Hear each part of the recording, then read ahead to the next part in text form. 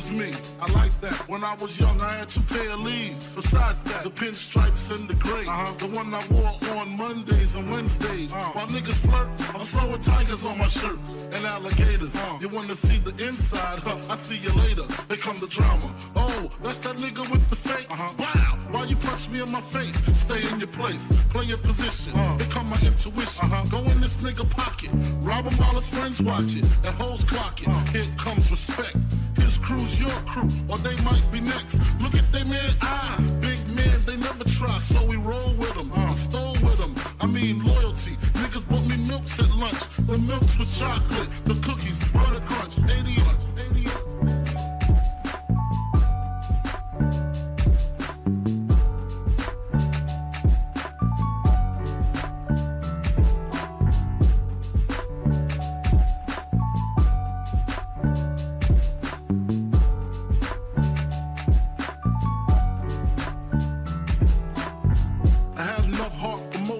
Long as I got stuff for most of them soft.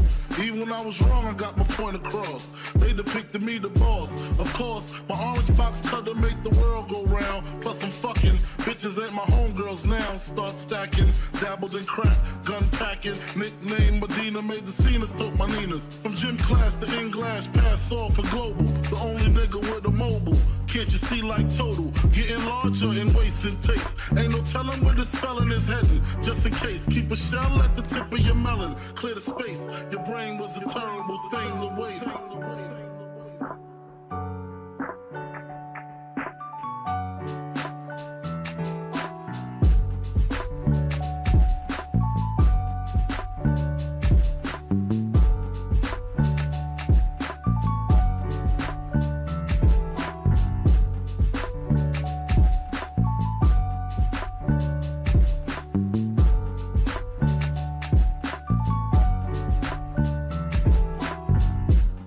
Realizing to master enterprise, and I ain't have to be in school by 10. I then began to encounter with my counterparts of how to burn the block apart.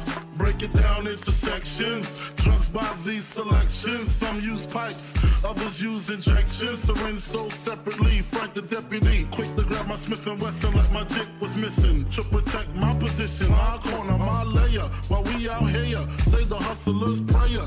If the game shakes me or breaks me, I hope it makes me a better man.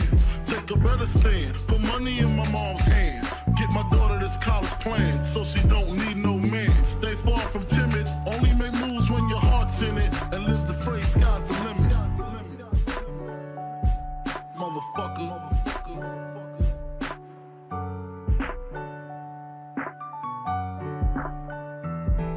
88.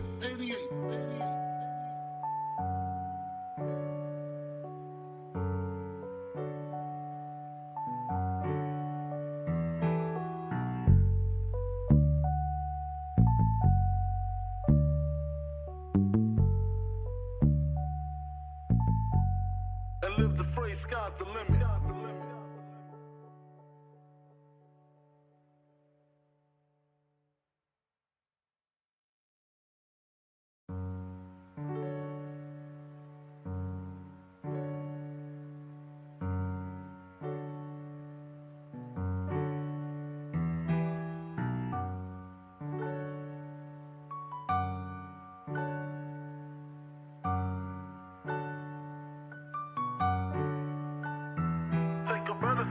Put money in my mom's hand. Get my daughter this college plan, so she don't need no man. Stay far from timid, only make moves when your heart's in it. And live the phrase, sky's the limit.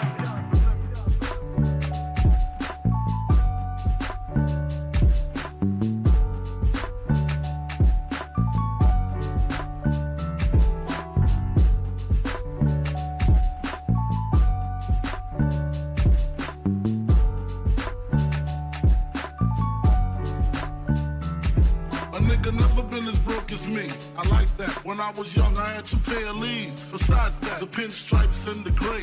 The one I wore on Mondays and Wednesdays. While niggas flirt, I'm throwing tigers on my shirt and alligators. You wanna see the inside? Huh? I see you later. Here come the drama. Oh, that's that nigga with the fake. Wow, why you punch me in my face? Stay in your place, play your position. Here come my intuition. Go in this nigga pocket, rob him while his friends watch it, and hoes clock it. Here comes respect. His crew's your crew, or they might be next. Look at they man, big man, they never try, so we roll with them. I stole with them, I mean loyalty. Niggas bought me milks at lunch. The milks with chocolate, the cookies, butter crunch, 80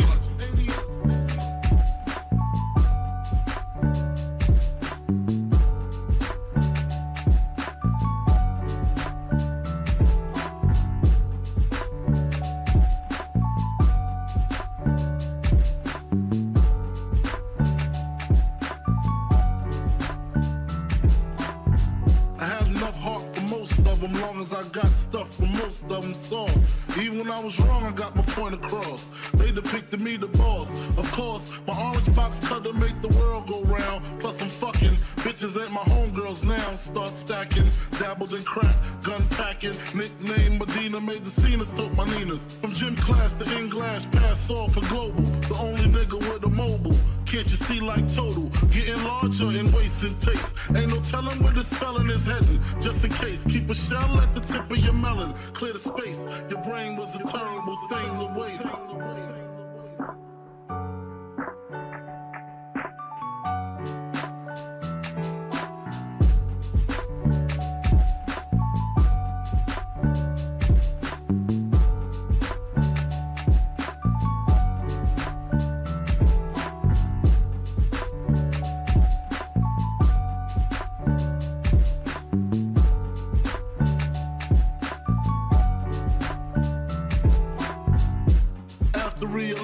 To master enterprise, and I ain't have to be in school by 10. I then began to encounter with my counterparts on how to burn the block apart.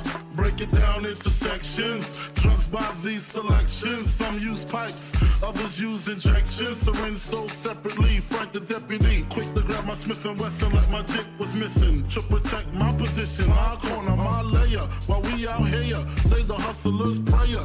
If the game shakes me or breaks me, I hope it makes me a better man. Take a better stand, put money in my mom's hand. Get my daughter this college plan, so she don't need no man. Stay far from timid, only make moves when your heart's in it. And live the phrase, sky's the limit. Motherfucker.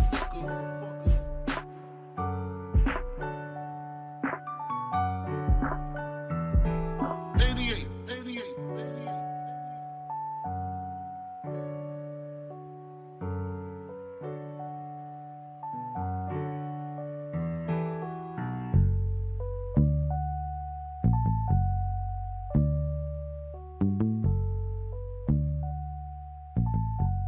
And live the phrase, sky's the limit.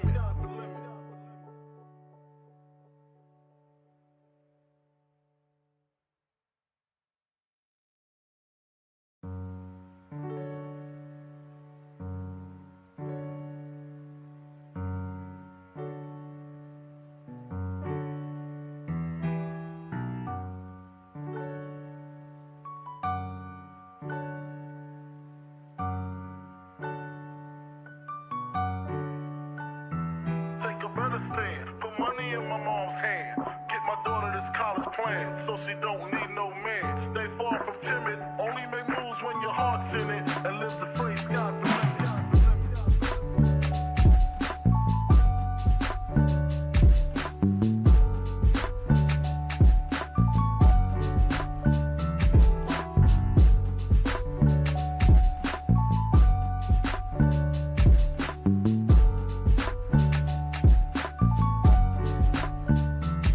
A nigga never been as broke as me. I like that. When I was young, I had 2 pair of leaves. Besides that, the pinstripes and the gray. The one I wore on Mondays and Wednesdays. While niggas flirt, I'm throwing tigers on my shirt and alligators. You wanna see the inside? I see you later. Here come the drama. Oh, that's that nigga with the fake. Wow, why you punch me in my face? Stay in your place, play your position. Here come my intuition. Go in this nigga pocket, rob him while his friends watch it, and hoes clock it. Here comes respect. His crew's your crew, or they might be next. Look at they man, big man, they never try, so we roll with them. I stole with them, I mean loyalty. Niggas bought me milks at lunch, the milks with chocolate, the cookies, butter crunch, 80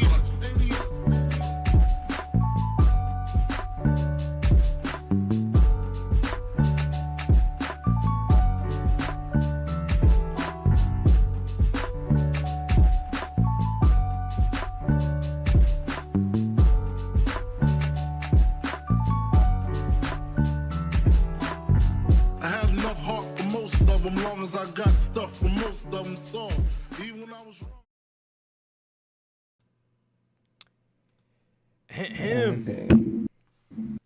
Goddamn is right. Goddamn is right, man. What is up, everybody, man? What is going on, everybody? Welcome back.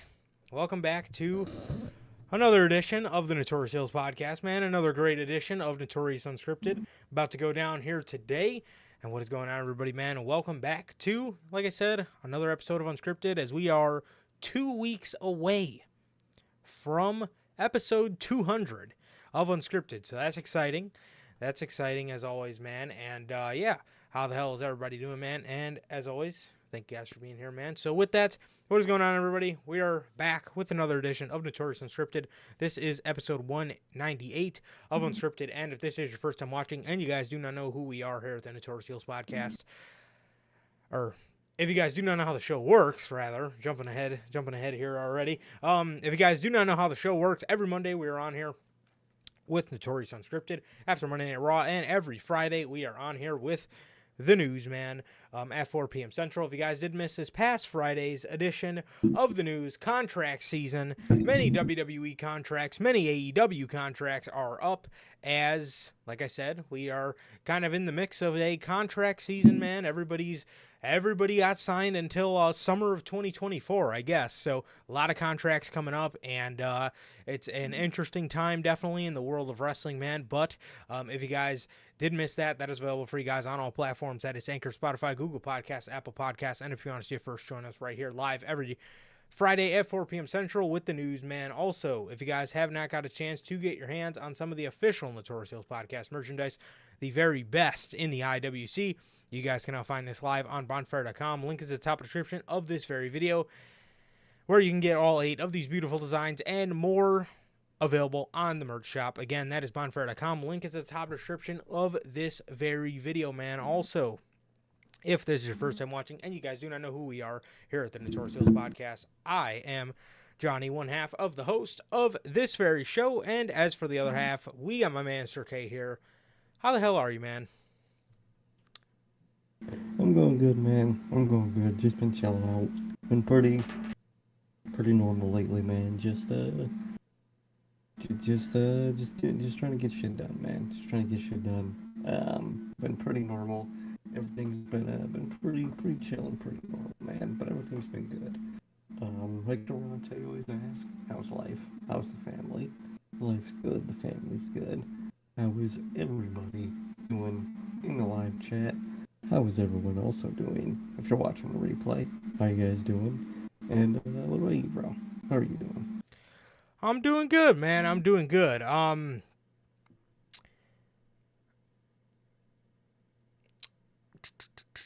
Yes, I am doing good, bro. I am doing good. Not too shabby myself. Just kind of doing my thing, bro. Just kind of doing my thing. Waiting for Clash to kind of get underway here soon in a couple weeks, bro. But yeah, man. So yeah. But other than that, not too much, not too bad, bro. Not too bad at all myself. So yeah, not too bad myself. So, as Durante always asks, I'm good. Family's good. What about you, Durante, Logan, Bell, JT, JB? Whether you guys are here now or a part of the Replay Mafia, how the hell are you guys doing? And thank you guys for being here as always, man. So, yeah, how's everybody doing, man? How is everybody doing? And, man, we got a pretty interesting week of professional wrestling to talk about, man. AEW. Oh, AEW. Dude, we're obviously going to start you guys off with the May 29th edition of AEW Dynamite, man. And, Lord, was there a lot of interesting choices made on this show, man. We had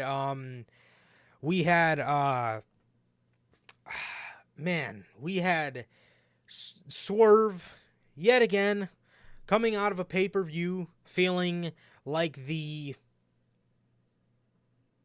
fourth biggest thing on the show, third or fourth, around that spot, biggest thing on the show. Man, I love Swerve, and I really wanted him to have this title reign, man, but, man, AEW is really killing the vibe with this Swerve Strickland title reign, man. They really are. They are not going about this well whatsoever in terms of just the importance of how his character is presented on television. Again, just the presentation of it, the importance around him, I don't think is very important at all.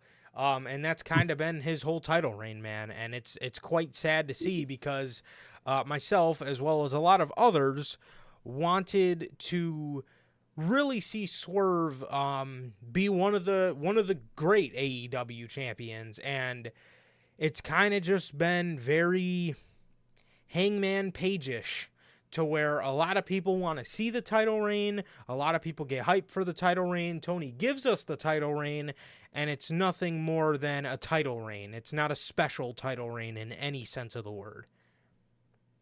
No, exactly. He really just has the title. He's not Tony Khan's favorite thing on television right now, so we don't see him the most, or don't see him as the most important. It's classic Tony Khan, like you mentioned with Hangman. He did it with Hangman, doing it with Swerve again, man. It's really unfortunate that this is a common occurrence in AEW. Yeah, no, absolutely. It 100% is. It 100% is. It's quite ridiculous how, it's quite ridiculous how, like I said, a lot of people build up to, just having a lot of hope for these title reigns. A lot of people build up to just being excited for these title reigns. And like I said, man, when we get them, they are not important title reigns in the slightest, man. We got that. We got Forbidden Door build. We got just a lot of interesting stuff on Dynamite. But the show opened with Mercedes Moné. The show opened with Mercedes Moné, the new TBS champion, coming out of her match with Willow Nightingale at Double or Nothing. Oh, man. I know Sir K is going to love it, man, but, bro, we'll get to it, man. But I'm sure you guys know what I'm talking about, man. Orange Cassidy. That was another thing that Tony Khan, yet again, now again, he did this after Dynasty, yet again, gave more of an important spotlight to Orange Cassidy and Trent Beretta than his own AEW World Champion. So, yet again, for the second time following a pay-per-view, Tony Khan decided to put the importance elsewhere. So the show opens with Mercedes. She tells Los Angeles to say hello to the CEO and the new TBS champion. She says money changes everything. She says 5 years ago they celebrated 5 years of AEW, this year they celebrated 5 years of AEW, and they also celebrated the in-ring return of the greatest of all time. I think that's a little pushing it, but okay. Anyways, moving on. She says Willow Nightingale was on the run of her career. She was. the transitional run of her career. It was good.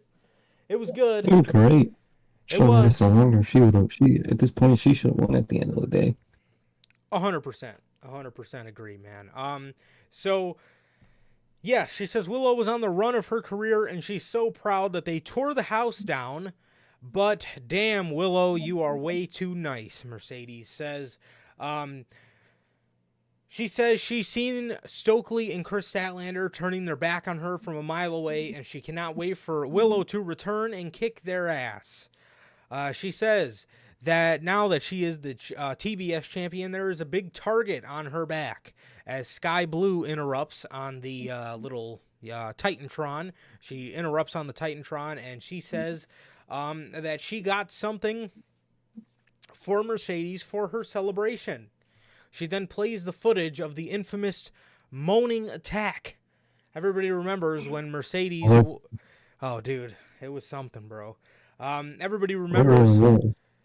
Yeah, everybody remembers when Mercedes was attacked, and then the lights came back on, and she was on the ground moaning.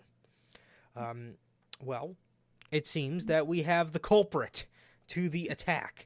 As it was Sky Blue. It comes back to her after the footage, and she says it was some of her best work. After that, she came from behind.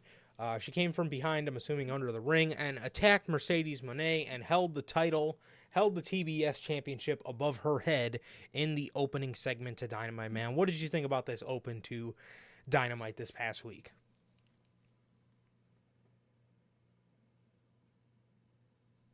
It was all right. I mean, it happened. You could say. I like how they did something with her getting attacked. Because if I'm being honest, I forgot all about that segment. They brought it up again, and that was interesting, even though it was for just a one-off match. That didn't happen that same Wednesday night. Didn't happen this Dynamite. What's that? Oh yes, it did. Okay, so you kind of you could have dragged it out a little more. You just do it on the one match and call it a day. Okay, but it's all right, I guess, man. I don't really care at the end of the day. I mean, at the end of the day, I think by all logic, Willow should have won at this point. I think that would have been the better way to do it. But obviously, you can't have Mercedes lose on her first match, so hooked himself in a corner there, man. But it was all right, man. It was all right, you could say. For sure, man. For sure. I thought, yeah, man. I thought the segment here was all right. I thought it was all right, man. I don't like how they went about it later in the night, and we'll get to that. It's just in a couple more segments, so we'll get to it in a short second. But this was not the end of their night, and yeah, we'll get to that in just a second, man. But as for the opening segment, I thought the promo was all right. Man. It was nothing typical Mercedes promo, man. And then the interruption by Sky Blue and whatever. But yeah, it definitely does suck that Willow had to drop the title so quickly. I mean, they did make sense out of it, sort of, with the heel turn. I just I think Willow was on. I think she was really on the brink of capturing a lot of AEW fans' hearts, and I really think that she was making herself one of the more likable figures in that women's division, and it does suck that she had to be in such a transitional role because Tony has this, and the fans seem to get this perception that, well, he's paying them a lot of money, so they got to have a title. That's not how it works. I fucking hate. I hate the perception from fans that that's their excuse to Tony hotshotting titles on people. Well, he gave them a lot of money, so they got to carry something. What? No. They got to tell something. They got to tell a fucking story. They got to fucking be important on television first. That's what gets you the fucking title. If you're signed to AEW in the first place, like Sir K just said, I'm assuming you got a story to fucking tell. Literally. Why don't you fucking tell it for me? Exactly. 100%. And I hate. I constantly see that on fucking social media from fans of this company. It's like, dude. So you people just think because Tony Khan, I mean, in all reality, Tony Khan pays his people very well, and it is nice to see wages of professional wrestlers going up. That does not fucking mean, everybody, that does not mean everybody who makes a nice chunk of change is obligated to hold a championship to hold any sort of meaning in the company. Like how many fucking bench players probably making fucking 20 million plus? Does that Yep. mean they don't sit on the bench? I, Like you sit on the bench.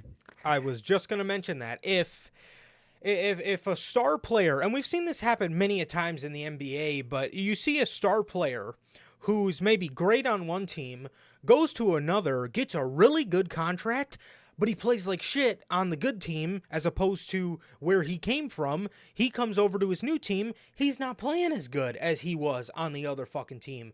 So what happens? They cut him or they fucking sit him on the bench. Or he becomes a fucking bench player because he's not good enough to be in the starting lineup. I hate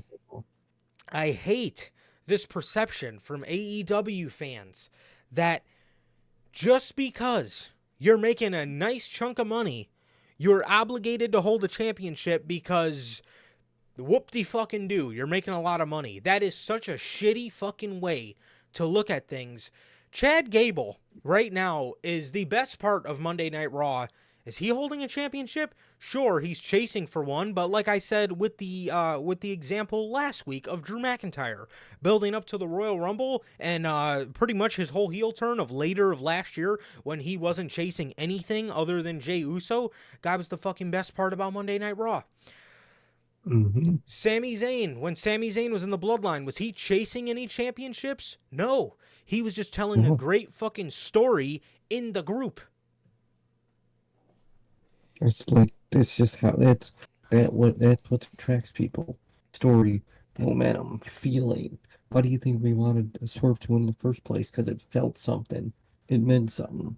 Even with the lazy way they did it, not lazy, even with the not how I would have done it way did it. They did it with Swerve. It was still a moment, and the moment was still great, and a lot of people cared. It was great. Now look at it now. You got to keep the care there. That's what Tony Khan don't get.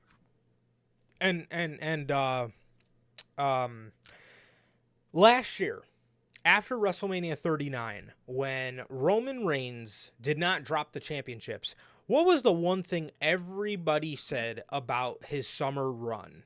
This run was fantastic, but he did not need the championships.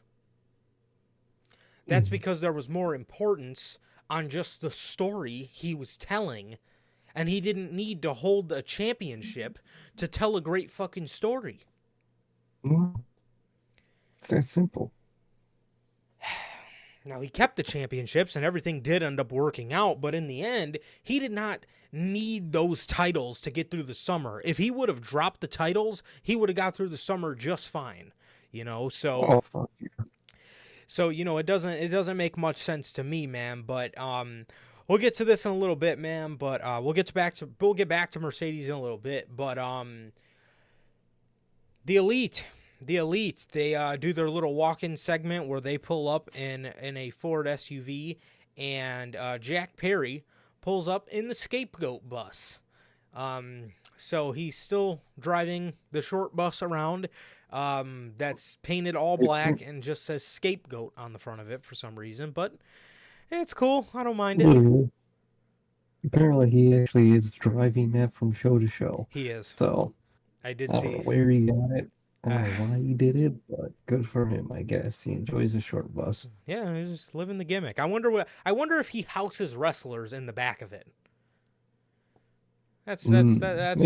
I don't know, man. I don't know. I wonder if Anna Jay is traveling on the short bus with him from show to show, and I wonder how long before that fucking thing breaks down. Yeah, that thing looks like shit. No offense, but that thing looks like it runs like shit. So, if he's not on Dynamite 1 week, I think we'll know why. It'll be on the side of fucking butt fuck nowhere. Who knows, man? Who knows? But yes, well, speak of the devil, Swerve. Swerve Strickland defeat Kill Switch in a Who's House of the Dragon match. For the AEW, I think this was for the AEW World Title. Maybe not, or it might have been an eliminator match at the very least. It was one of Tony Khan's, stipulations, either his, weekly title defenses or his eliminator matches that, the person never ends up winning in the first place. So I don't know why the fuck we do them anyways. But even though we have rankings, but different conversation for a different day, I guess, man. But Swerve defeated Kill Switch in a pretty decent match. It wasn't bad, man. Kill Switch kicked out of the Swerve Stomp. Don't know why we have people that are kind of a little lower. No offense to Luchasaurus, but somebody who's a little lower on the card, kind of kicking out by somebody's finisher. But Swerve hits him with the house call. I'm gonna be honest. I love the move. I hate the name. What the fuck is the house call? Yeah. What is that? The house call. Yeah, he's got to come up with something better, man. But I don't like people like Kill Switch or Luchasaurus, whatever you want to call the guy. Yeah, again, like you said, no offense to him, but he should not be kicking out that move. The only person that should be kicking out the move is the person that beats the man for the title. Couldn't have said it better myself. So Swerve hits him. I remember he named a move Big Pressure. I can't remember what move it was, but I remember he named a move Big Pressure, and I don't know what move it was, but maybe that would be a good name for it, because I'm really not messing with the name House Call for a finish, or for, again, I love the move, and if he were to even use that as like a finisher, I would love that, but the name is pretty lame, man, I gotta say. Anyways, he kicks out of the Swerve Stomp, and he then Swerve then gets up all shocked and hits him with a house call and beats him in this match. And afterwards, Nana grabbed him a pair of scissors, and he got his revenge from Luchasaurus ripping his dread out. He got his revenge and cut hair off of Luchasaurus. However, it was clear as day, because Swerve yanked on the hair so much, it was clear as day that the hair was not attached to his head. It was attached to the mask. Oh God. So yeah, the cameraman zooming in did not really do him any favors on that one, but Swerve cut a little bit of his wig on the mask, and yeah, so not really complaining, because the old I wish they would have made an illusion for Mr. Wardlow's haircut, but unfortunately there was no way getting around that one, and now we have to deal with this jock looking Wardlow that looks like a fucking freak. But he looks like slowly coming back. Yeah, slowly, and hopefully sooner rather than later, because I am very, very tired of the frat boy Wardlow look. However, yeah, after the match, Tony Schiavone gets on the mic, and he announces tonight, Tony Khan has just announced that he is blowing his load for the night. He is making the match official: Sky Blue versus Mercedes Moné for the TBS Championship tonight.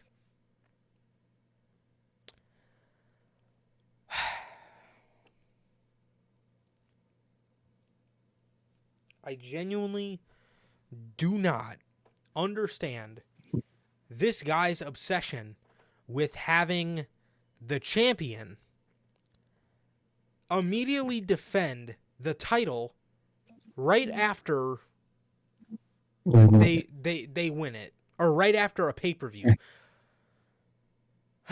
Why? I hate that shit, dude. I hate that shit. Either they cut a promo on the show, after they won the title, or they don't show up after that first show, and they do it next week and cut a promo, or just talk. Just Do something with your title that isn't a title match after you just won the fucking thing. I hate that. I hate that thing. I hate that system so much that Tony Khan does. It is so trash. It is such a trash system. It really is. The more, you know, it's already bad enough. Everybody in AEW has a championship, and this fuckwad wants to add more of them. You know, that's already a problem in itself. But when you have these people, when you have title defenses weekly, that's another thing. Literally, That is another thing that makes prestige for the championships go down. It's more it really prestigious does. Like, if the person barely defends the title. Not barely, but not every week. exactly. Like when Dynamite or when AEW first started, they had a great balance of that shit. They had a couple pay-per-views every year, and decently halfway through each like pay-per-view period, you would see a title match or two somewhere on Dynamite. Nice, simple, good paced. It's Yep. literally fucking every week. One of their 15 titles gets defended. Literally 15. Yeah. I don't know. I don't know, man, but he announces that as, I don't know what he thought he was cooking with because there was no sauce on that meal. Um, He no, should have abso-fucking-lutely dragged this out, in 2 weeks on Dynamite. It's going to be Mercedes and Sky. In 3 weeks, fucking something. Sky is one of your up-and-coming talents. You would think getting her maybe to do a promo battle with Mercedes, maybe, I don't know, something with Mercedes other than blowing your fucking load an hour later on the show would have been better than, or it would have been better to, again, get her on the mic with Mercedes, get a little promo in, get a little backstage, fucking something. Something would have been better than giving us the match an hour later. And for the TBS title, another title match added to the show. literally. You always gotta have one.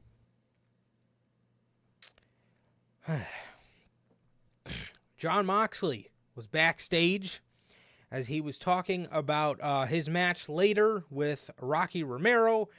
He talked about how, it might be a dumb decision because he's got a banged up arm, obviously. Talking about, the match the match with Takeshita. He said it might be a dumb decision, but he's got business to handle. Dynamite is live, and he will not stop until he stands atop New Japan and AEW. So, yeah, pretty good little backstage promo. Always a great promo from Jon Moxley. So, Definitely. I like it. I like the vibe. Knox one of those guys that makes sense to be there after a title match like that. So I like it. definitely, man. Next up, we got TV Time with Chris Jericho. Ugh, Holy fuck. good lord.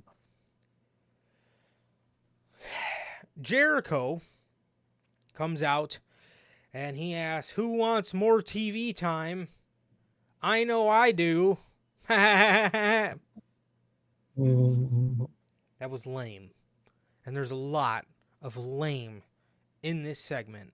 Man, the character he is going for comes off so corny, and it just comes off as, they always tell you to, be yourself when you're, diving into these characters, right? You got to be a little bit of yourself. You at least, at the very least, you got to be a little bit of yourself in there. And man, I mean, this fucking shit with Chris Jericho, it just does not feel like Jericho is being Jericho at all. As it, no, it really does. yeah, as it once felt with the Inner Circle Jericho, Demo God, Le Champion, Sports Entertainer Jericho. All of those were great.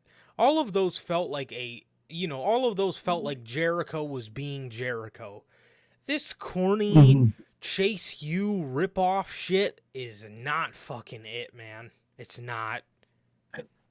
No, there's not a single special or really good thing about it, to be honest. It's not doing anything for anybody around him. Definitely not doing good for him himself. We literally see like 3 better versions of this gimmick in wrestling right now. It's pointless, dude. I don't know what the fuck you think he's doing with this. I genuinely cannot tell you, bro. I genuinely cannot tell you. But Big Bill says Jericho tells Bill he can, continue on with his introduction for him. Big Bill says if there's one thing Jericho taught him, it's that even though the leaves come down in the fall, they always grow back stronger and brighter in the spring. You know what I hope also fucking grows back stronger and brighter? Enzo and Cass on WWE television. I'm telling you, man. Jericho thanks the fans for making the Learning Tree University. That was actually one of our merch ideas, so forget about you, Chris. Anyways. Oh, yeah. Fuck. God damn it. It's all right. I mean, everybody kind of comes out with that style of merch Yeah, anyway. So. university style shirt. Yeah, might as well. So, Jericho thanks the fans for making the Learning Tree University shirt #1 on Shop AEW. And he asks, who wants it? As he pretends to throw it out to the crowd. This was actually like one of the only funny parts in this entire segment before this shit absolutely made me want to fucking jump off a bridge. Jericho pump fakes throwing it around all the fans, and then he just sets it down on the turnbuckle pad and doesn't throw it to anybody. So that was funny. After he sets it aside, he thanks all his branches under the Learning Tree for making him the longest for the world champion. And he says Hook and Shibata are tough, but if adversity is ice cream, always put a cherry on top.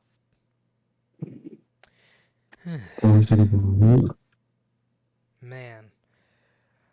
He says, many talk the talk, but not many walk the walk of being under the Learning Tree. He calls out Brian Keith. Fuck me. Like that, man. The one time they actually don't go with the garbage, he just did it for money thing. The one time, you're kidding me. Oh yeah. This is real. This is real. He asked Brian Keith what made him want to be in the Jericho vortex. What made him want to be sucked in to the Jericho vortex and sit under the Learning Tree. Brian Keith then says he notices the lack of respect for Chris Jericho in AEW. He then lists his accomplishments: 8-time world champion, 30 years road travel, blah, blah, blah. And he says he doesn't understand how more people didn't jump at the opportunity, and he gets mad at the fans for chanting "shut the fuck up," as I think all of us were saying in our head or out loud. And then he tells the fans that they are lucky enough to be breathing the air that Chris Jericho, they're lucky enough to be breathing Chris Jericho's air and need to show him some respect. Jericho then tells him to calm down because this is a teaching moment. Is it just me, or does Andre Chase always fucking say this is a teachable moment? I mean, what is this rip-off fucking Chase U stuff, bro? I mean, it's so stupid. What is the goal with this? It's not doing anything. Jericho then says, I appreciate you being one of the apples to sit under the tree. Big Bill then interrupts and then says, or maybe he's a bad apple. At this point, I'm punching myself in the fucking head.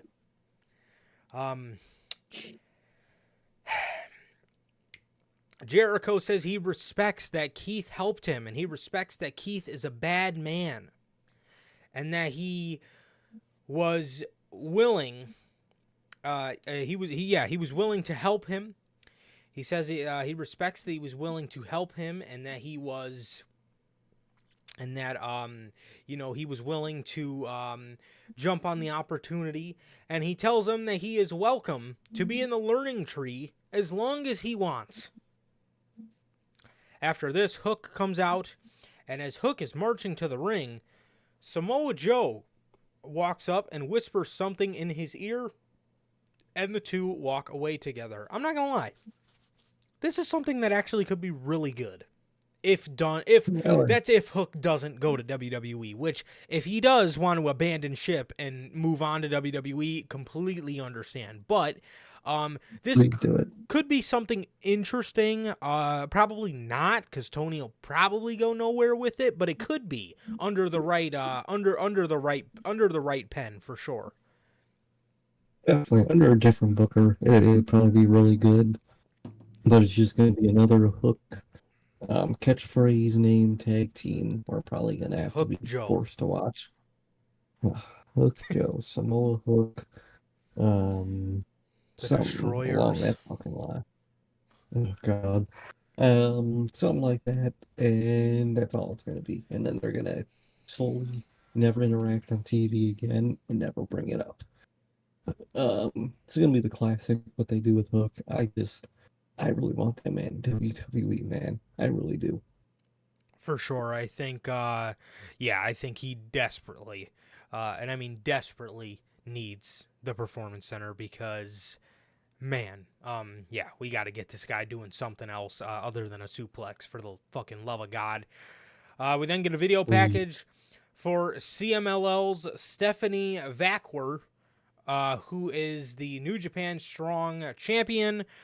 This I actually don't mind, man. We're in Forbidden Door season, and as I say it every year, if there's one time a year where AEW does get a pass, it is Forbidden Door season, and I can appreciate that they're showing us who these people are and explaining them before they just walk out on television and nobody has a fucking idea who they are. Because if you were to do Forbidden Door last year, you don't really got to show a video package for like Mercedes Moné, because everybody knows who the fuck she is. As for Stephanie Vaquer, she seems good, but if she were to walk on out there without any given explanation. She did, didn't she?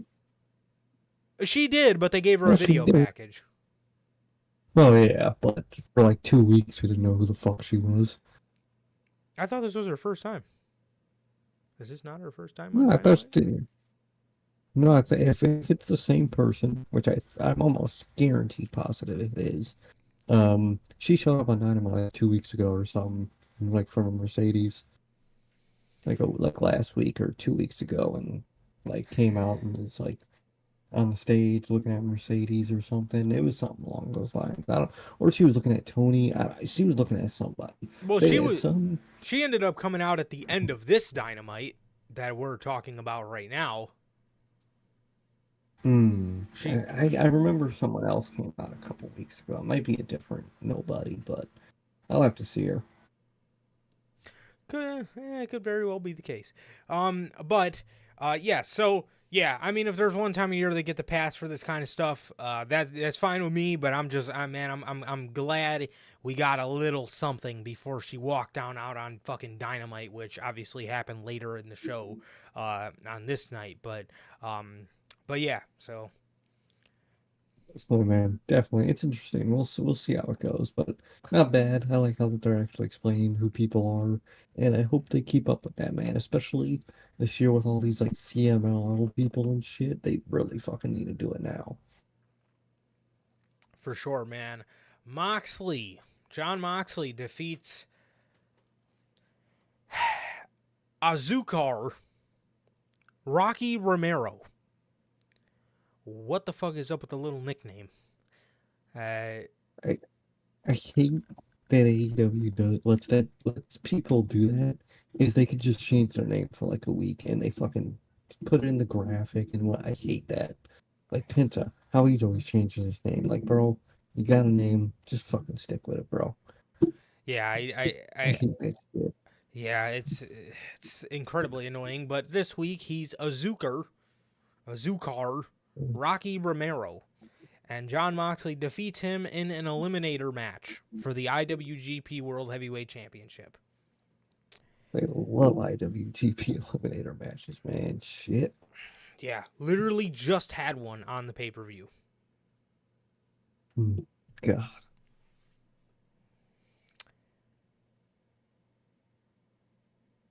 Renee goes up to Hook and Samoa Joe in the back, and she asked them what happened out there.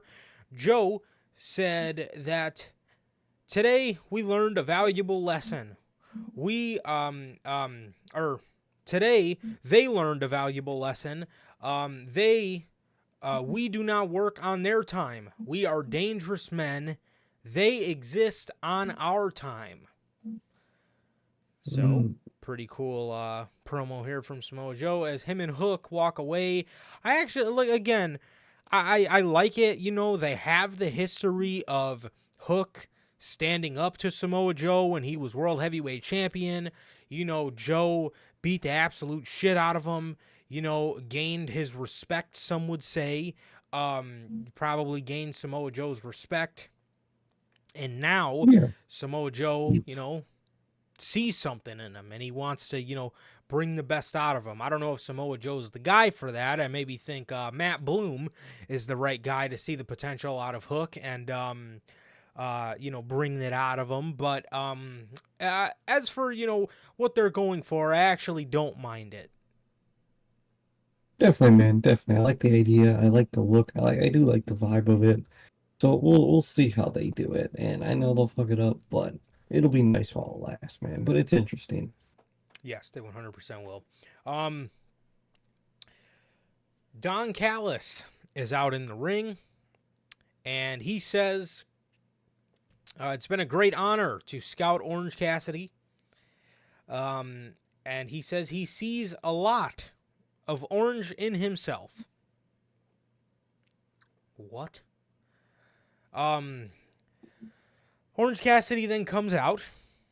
Don Callis says that it's been a pleasure working with Orange Cassidy, and he's giving him this contract to be a part of the Don Callis family. Orange rips up the contract and says, and he says this. Great storytelling here. Hey, Don. No. As he rips the contract.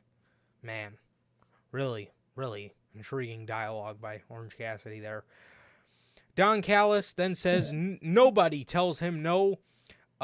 Stokely and Chris Statlander come out. Stokely says he hates Orange because he says he hates the way that he walks, the way that he talks. You got another guy listening to these Kendrick diss tracks. Also. Imagine tomorrow. Oh, dude. We would actually get. Oh, man.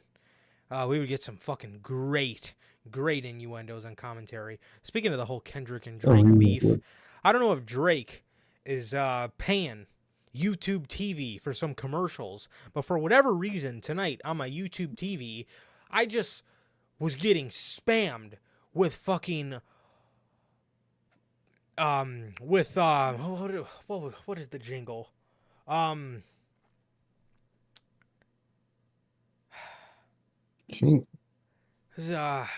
Ozempic jingle. I can't remember how it went.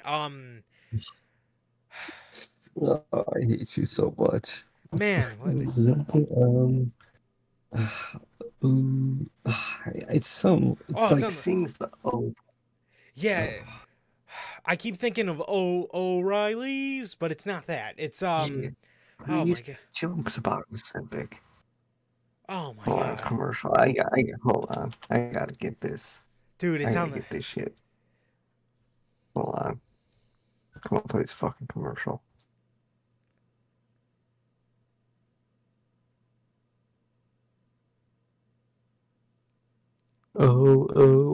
So it's basically just the O'Reilly one, but Ozempic. Yeah, we were right. Oh, it is? Man. Yeah, but dude, Yeah. tonight, the whole fucking Zempics. Dude, all fucking night, bro. All night, dude. Yeah, the Drake commercials. I hate you so much. That's great. Dude, I don't know if Drake's paying for these commercials, man, but he's really trying to get his stuff out there. But yeah, man. He really is, man. God damn. So yes, he says he also hates Orange Cassidy because he reminds him of Willow Nightingale. Crowd boos. Stokely then says, "But I'm only out here because of her." He then hands the mic to Chris, and Chris says, "I'm just here to accept the invitation to the Don Callis family for my best friend." And who the fuck is that, you might ask? Oh my god, the Swerve that everybody seen coming. Trent gets added to the Don Callis family. Are you fucking serious, man? What a fucking fucked up family you are. What is this, a long-term movie? God damn. Fucking Trent. The most bland motherfucker on your roster, for some reason being a singles guy, is now in the Don Callis family. Fucking kill me. Good lord. What a shit group they got going on there in that Don Callis family of theirs. Good fucking god. Just a bunch of fucking randos. It really is. Yeah, it really is. He is revealed as the last member of the Callis family, attacks Orange Cassidy, and he attacks Orange Cassidy, and then he leaves with Don Callis. Who gives a fuck? There's absolutely nothing, and I mean nothing, on this fucking planet. There is nothing on this planet you can do to make me give a single solitary fuck about Trent Beretta as a singles competitor. You're not wrong. You're not wrong. That is very fucking true. And what would the Don Callis family do for this guy anyway? Oh, Like, I don't know. The same thing it did for Konosuke Takeshita. Nothing. make him shit. Fucking drag him down to hell. And we're talking about Trent here. You dragged Takeshita down to hell. He was at the top at one point. He was very, very hot. And you dragged him to hell. You're taking a motherfucker who already is on level 9 of hell. And you're just dragging him, the dirt 6 feet under on the bottom soil of hell. What? What does that do for him? Yeah, he'll have a mouthpiece. But guess what? That mouthpiece needs to talk for someone that matters, that you care about. And that person is not Trent. You can't just put a mouthpiece on some vanilla dork and expect it to go somewhere. It's not the point of a mouthpiece. Yeah. Yeah, not at all. Not at all, man. Yeah, I don't know. I don't know, man. Ridiculous, bro. Absolutely I'm telling you. ridiculous. Daniel Garcia is backstage. Daniel Garcia is backstage, and he says to Renee that he is tired of being stuck in the same place and feel like he's trying to walk through mud. Oh no, you are. Let me tell you something, bro. You are in AEW, man. You are trying to crawl on your back through quicksand. That don't work. All right, this man is in the trenches of World War One. He's got fucking trench boot and all, man. He's fucked up, man. Yeah.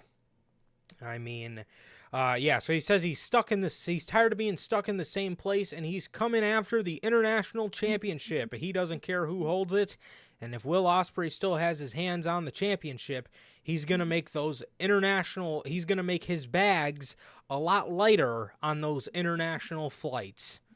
It's pretty dope line. But yeah, another Daniel Garcia promo where he's probably going to get a match and he's probably going to lose the match, and then we won't see much of him for the next 6 months. So poor fucking Daniel Garcia, man. What a talent. What an immense talent. I mean, the guy is amazing, and he continues to be used like shit. No, it really does, man. It really sucks to be a young guy in AEW. I can't believe I'm saying that, or, I would have said that the thing we have to say, it really does suck to be a young up-and-coming guy in AEW, because you can't be. Yeah, you can't. You can't at all. You can't. Tony signed you for the thrill of signing you, and then after that, he gets incredibly clueless in what to do with you, and I guess just completely forgets about your whole potential or whatever the hell he's seen in you in the first place. But Tony Khan with his impulse signings, man, so gotta love him. Mercedes Moné defeated Sky Blue for the TBS Championship. What a shocker. What a shocker. I know. Yeah. Let's wait 2 months to watch Mercedes wrestle. And literally 3 days after that, we get to watch her wrestle again. Where's the fucking logic in that? And we found out through that press conference that she could have wrestled the whole time. Yep.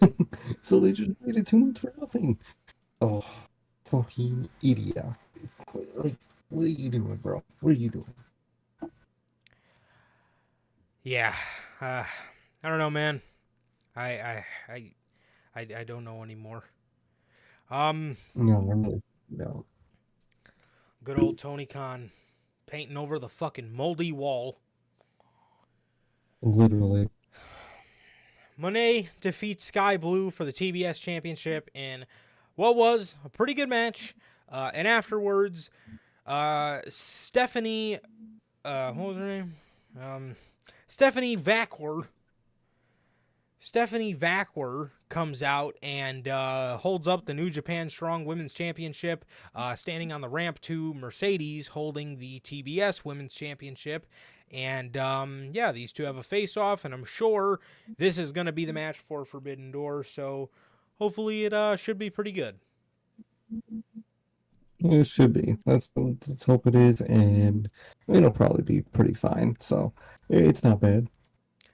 They were trying to go check on Trent in the back, but Stokely and Chris grabbed the mic, and he says, Willow, all of this started on the March 27th episode of AEW Dynamite when Chris Statlander, all she wanted was another shot at the TBS Championship, but Willow did not care. She did not care, and she won the shot for herself. And they, basically just kind of went into why Willow, or why they turned and why they, got bitter towards Willow. And I like that we're getting a reasoning and stuff, or we're going back to kind of, kind of the root of the problem, I guess, where the root of this whole problem started. And I actually really like that. I really like that a lot, where, they're actually explaining the why, as that is one of, kind of one of the most important things in wrestling that AEW severely lacks. Definitely, man. Definitely. I like the why in there. I like that there's a reason. I don't know how much I care about the reason or care about the heel turn, but I like how it actually has something behind it. That's really fucking nice to see. Definitely, man. So, we get a recap of MJF. We get a recap of MJF and everything that he had going on at Double or Nothing. Everything he had going on at Double or Nothing, and it was announced that MJF returns next week, or as in the June 6th episode of AEW Dynamite, MJF returns, man, and That's pretty cool, man. That's pretty cool. I actually like that, you know, they didn't blow their load and have him, you know, just waltz on out on Dynamite, let the anticipation build to hearing from MJF, and like I said, let the anticipation build, and you know, I actually like that a lot. I do. Definitely, man. I like how they did it, and I can't wait. I actually can't wait to watch him at least on Dynamite this coming Wednesday, man. I'm excited. For sure. For sure, man. So, the Elite come out, man, and immediately get rained down with CM Punk chants. Lovely. Okada, bro, I did not know, and this is why I love Okada being in the Elite. I did not know this motherfucker was that funny. I genuinely did not know Oh, that. man, it's hilarious. I've been seeing all the memes of like, you know, fucking born to be funny, forced to fucking lock in, and it's just fucking Okada. This shit's been hilarious. Dude, New Japan had this dude dead serious for the better part of a decade, and this man is just secretly fucking hilarious. Are you kidding me? Yeah. Crowd is chanting CM Punk. Okada says, hey, shut up, bitches.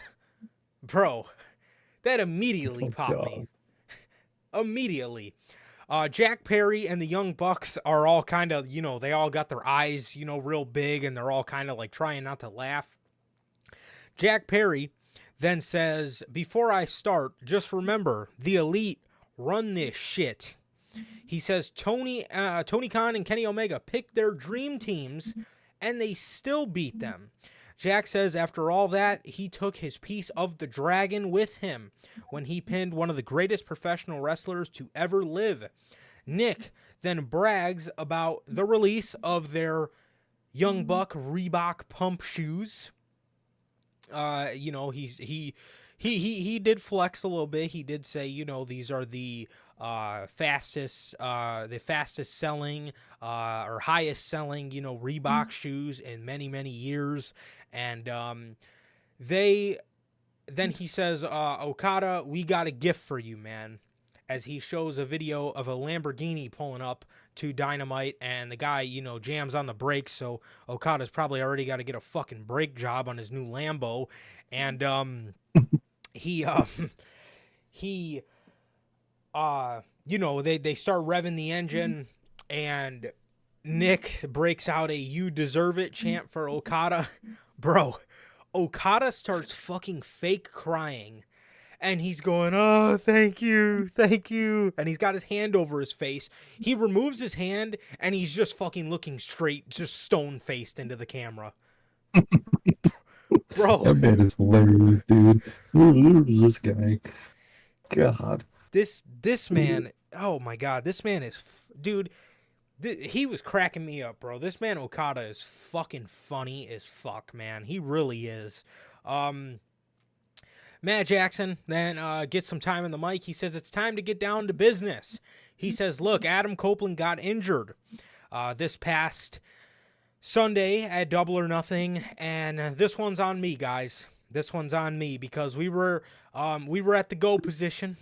All right, the go position. And and I know, right? And he says, and right before Adam walked through the curtain, I said to him, Adam, good luck. Go break a leg, man. And so he says it's his fault, and that one's on him. He says, but they are praying. They are praying for him, but they have to strip Adam Copeland of the championship because of the matter, and they know just the guy who can take the title. He is the man that pinned the American Dragon and won Anarchy in the Arena for the Elite. Excuse me. Won Anarchy in the Arena for the Elite, and it is the scapegoat, Jack Perry, as Jack Perry starts celebrating. Bootleg Adam Pearce then walks down to the ring. Solid shit. And he says, Christopher Daniels, he says, Tony Khan gave me a new position, as Nick is in the ring screaming, "What is your position?" What is your position? Fucking Nick, bro. That man is a gem. That is one hell of that man. Oh, dude. Oh, again, I just got to reiterate, absolutely one of the greatest ends to an AEW Dynamite ever is fucking Nick Jackson just screaming, "No!" down the fucking lens. Dude, amazing. Love Nick. Love Nick Jackson, man. But Truly. he says, again, Nick screaming at him, "What is your position?" He says that Tony made him an interim executive vice president. What? An Interim vice president? Oh, fucking Jesus. How does any... So, wait, hold on. So, I'm trying to make sense of this. So, an interim, when someone can't be in that spot, you take it over for them. So, is he the interim for Kenny, technically? I'm assuming? I'd assume. I don't even think Tony Khan knows. He just said interim vice president. Go out there. Go say that. So what you're telling me, Sir K, man, is you don't think, swapping out Kenny Omega in this feud for Christopher Daniels is a fair trade? That is the fucked all of trade. That is highway robbery of a fucking trade. Like, hold on. Fuck. You ever seen those fucking fan made trades they would do from The fan ones? WWE to AEW? Yeah, you ever seen those fan made trades of who I would trade from company to company, and they put Ricochet, and then they put fucking some crazy ass big motherfucker in AEW they want to see in WWE. Yeah. Bro, that's not how that works, bro. Fucking fans, bro. Fucking fans. Man, there's something. Oh, there is. Mm-hmm. So, he says that Tony made him an interim EVP. So, he says when he makes an announcement on Dynamite, it's coming directly from Tony Khan himself. He grabs the TNT title. I don't know, he's fucking scared. On TV. Yeah. Tony, he grabs CD rather, not Tony. CD grabs the TNT title and he says, "This is AEW, where the..." Huh? No. Finish it. Finish it. Where? Okay. Where the blind wrestle. All right. How about that? That's not the saying. He says this is AEW, where the best wrestle. Really, can't you just feel that when they say that? I feel something. feel? Not that, but I feel something. I feel anger. I feel secondhand embarrassment, secondhand stupidity. I think they're lying to me when they say that. I feel a lot of things when I hear that. Man. So, wow. I went deeper than I thought. But he says this is AEW, where the best wrestle. And there is going to be qualifying matches for a ladder match at Forbidden Door. And the first match happens on Friday Night Dynamite. Did Tony Khan tell you to say that too? Or he must have been really coked up when he told you to say Friday Night Dynamite. Do you mean Friday Night Rampage? I mean, dude, is he literally like a VP or something? Yeah, he's head of talent relations, I think. Yeah, he is. Well, he's an interim EVP. Bro? Interim EVP, dude. What the fuck, man? He doesn't even know what the fuck's going on. Doesn't even know what fucking night the shows are on. I can tell you the last Rampage I watched. I know it's still fucking called Rampage. The Elite then say, oh, okay, well, then how about we come out there and show you how much we like having you back in AEW as they go attack Christopher Daniels. The Acclaimed come out for the save as, yes, the Acclaim come out for the save and stop the Elite. I love this promo from the Elite. I think they, for as much as I have my doubts about the group, they have meshed very well together, and I like their chemistry. It looks like they're having fun, which equals to the fans having fun, and I really like the group, man, and they're really going to be giving the Bloodline a run for their money for Faction of the Year. They really are, man. I like what they're doing together. Obviously, I don't love that it exists in the first place, but for what they're doing on TV, man, I think they're really going into it, and I like it, man. I like the vibe. Like you said, I like the chemistry. I think they mesh all very well together. Even though I will say, Jack Perry got to be the weakest link in all of it, but that's He's not a still dig on good. him. I think he's still good. He's just he vibes a lot less with these guys, but there's obvious reasons why. But it's not bad. I like it. It's been fun, and we'll see how it goes, man. But I've been really liking it so far in terms of Yeah. what they do on TV, what they say. I like it. Yeah, same here. I've really enjoyed what they've done. And as far as the CM Punk chance, what better way to combat that than having Okada say something? Because Exactly. Okada, really doesn't have anything at all to do with any of this. So he's the perfect person. You might as well just have the Bucks and Jack Perry kind of fucking sit there and laugh. That's the best you can do. Again, you don't want to make yourself look desperate, like you're, trying to just have these guys constantly dig at a guy who doesn't work in the company. So it's nice to offset that with Okada because he has nothing to do with the shit. So that's really the best way you can go about handling it. So I appreciate that, and I liked it, and I've really been enjoying the group as a whole. I do have to admit, for sure. Yeah, definitely. They've been fun. They have.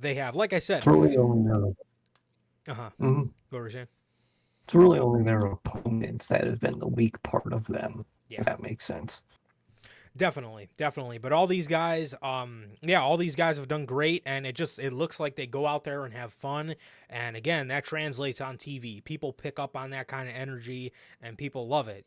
Look at, again, I always use them as an example, but the Bloodline. Look at the Bloodline. Those segments would not have been fun if those guys were going out there and fucking reading off a script and telling them how to act. Sammy, make a sad face at this point. No. They went out there, they were themselves, they were natural, and they all fucking vibed together. And that was what it was. So, yeah. Exactly. Will Ospreay. Would they do another one of these gauntlet matches where people just come out every 2 minutes and it's sudden death? The match started with Jay White and Pac. Will Ospreay or Mystico ended up coming out. Will Ospreay, Shota Umino, Claudio, Lio Rush, Orange Cassidy, Haikiro, some guy from CMLL, I guess. I think he was one of those Blackpool Combat Club feuding guys that we never ended up seeing that conclusion. Not complaining, but Yeah, we did. yeah, we never ended up seeing that go anywhere. But anyway, it was nice to see Lio Rush. It was nice to see, Lio Rush. Shota was pretty cool. And yeah, I mean, it was what it was, man. It was, it's a stupid ass match concept, but I mean, it was what it was. But Orange Cassidy actually came out to Where Is My Mind? Even though earlier in the night he came out to Jane, and he also came out with, sporting a headband because Trent busted him open earlier in the night, but he still wanted the world title shot. Look at that, man. Look at that. It's all right. I hope they keep a consistent song for Orange Cassidy. I would like that because I really like Where's My Mind, and I like the other one. I don't mind Plain Jane, whatever the fuck it's called. Oh god. I know it's not Plain Jane, but It's Gene or something. I don't know what it's called, but you know, Yeah, it's just Jane. both are bad. But I really like. Okay, but I really like Where's My Mind, and we'll see where they go with this, man. Definitely. Definitely, man. Well, I'll tell you where they go with it. Will Ospreay pins Orange Cassidy to get the fucking victory. Okay, now Forbidden Door just got a whole lot more interesting. Well, first of all, you are really putting Swerve's title reign in jeopardy here. Because I'm telling you. what does Tony Khan's really had a thing this year for booking himself into a corner, if I do say so myself. Yeah, really, I feel like there's two outcomes for Forbidden Door, and I don't really like either of them. What do you think the two outcomes are? Either A, he just wins the title, and he just fucking just beats Swerve like nothing. Well, not like nothing. They probably have a pretty good, hard hitting match, but he's just, storyline wise, like nothing. Or, which one of his faction mates is in the Don Callis family with him? Is it Mark something? Kyle Fletcher? Kyle Fletcher. That's the other one. I thought the other one. I get their names confused. Mm-hmm. I feel like he's going to turn on him to make him lose that match. Either that or the Don Callis family turns on him, like cost him the match, and then Kyle Fletcher comes out to help him. Either way, I feel like he's going to get fucked over in the Forbidden Door match. And at this point, that is their best way out of this because it's a corner. They're getting dead. It is, and this also makes this a whole lot more confusing because people still want Ospreay to participate and win the Owen, which I don't understand. I don't understand why you just didn't have Swerve versus. You could have did. I don't know why you just don't do like a Swerve versus Naito or Swerve versus fucking somebody from CMLL. I don't know why is this Forbidden Door, but you're doing AEW versus AEW. It doesn't. Yeah, it's really stupid. It doesn't make much sense to me at all. And again, man, I mean, I just don't understand. I don't understand why, you didn't. I don't understand why you didn't just put Ospreay in the Owen, which, first of all, if you had all these world title aspirations for Will Ospreay, why in the blue hell did he win the international championship? What was the point of that? You're just giving him fucking God mode, universe mode wins here. That's why I really feel like he's going to lose that title match. Because, I mean, I wouldn't be shocked at the end of the day if he does win it and has two titles.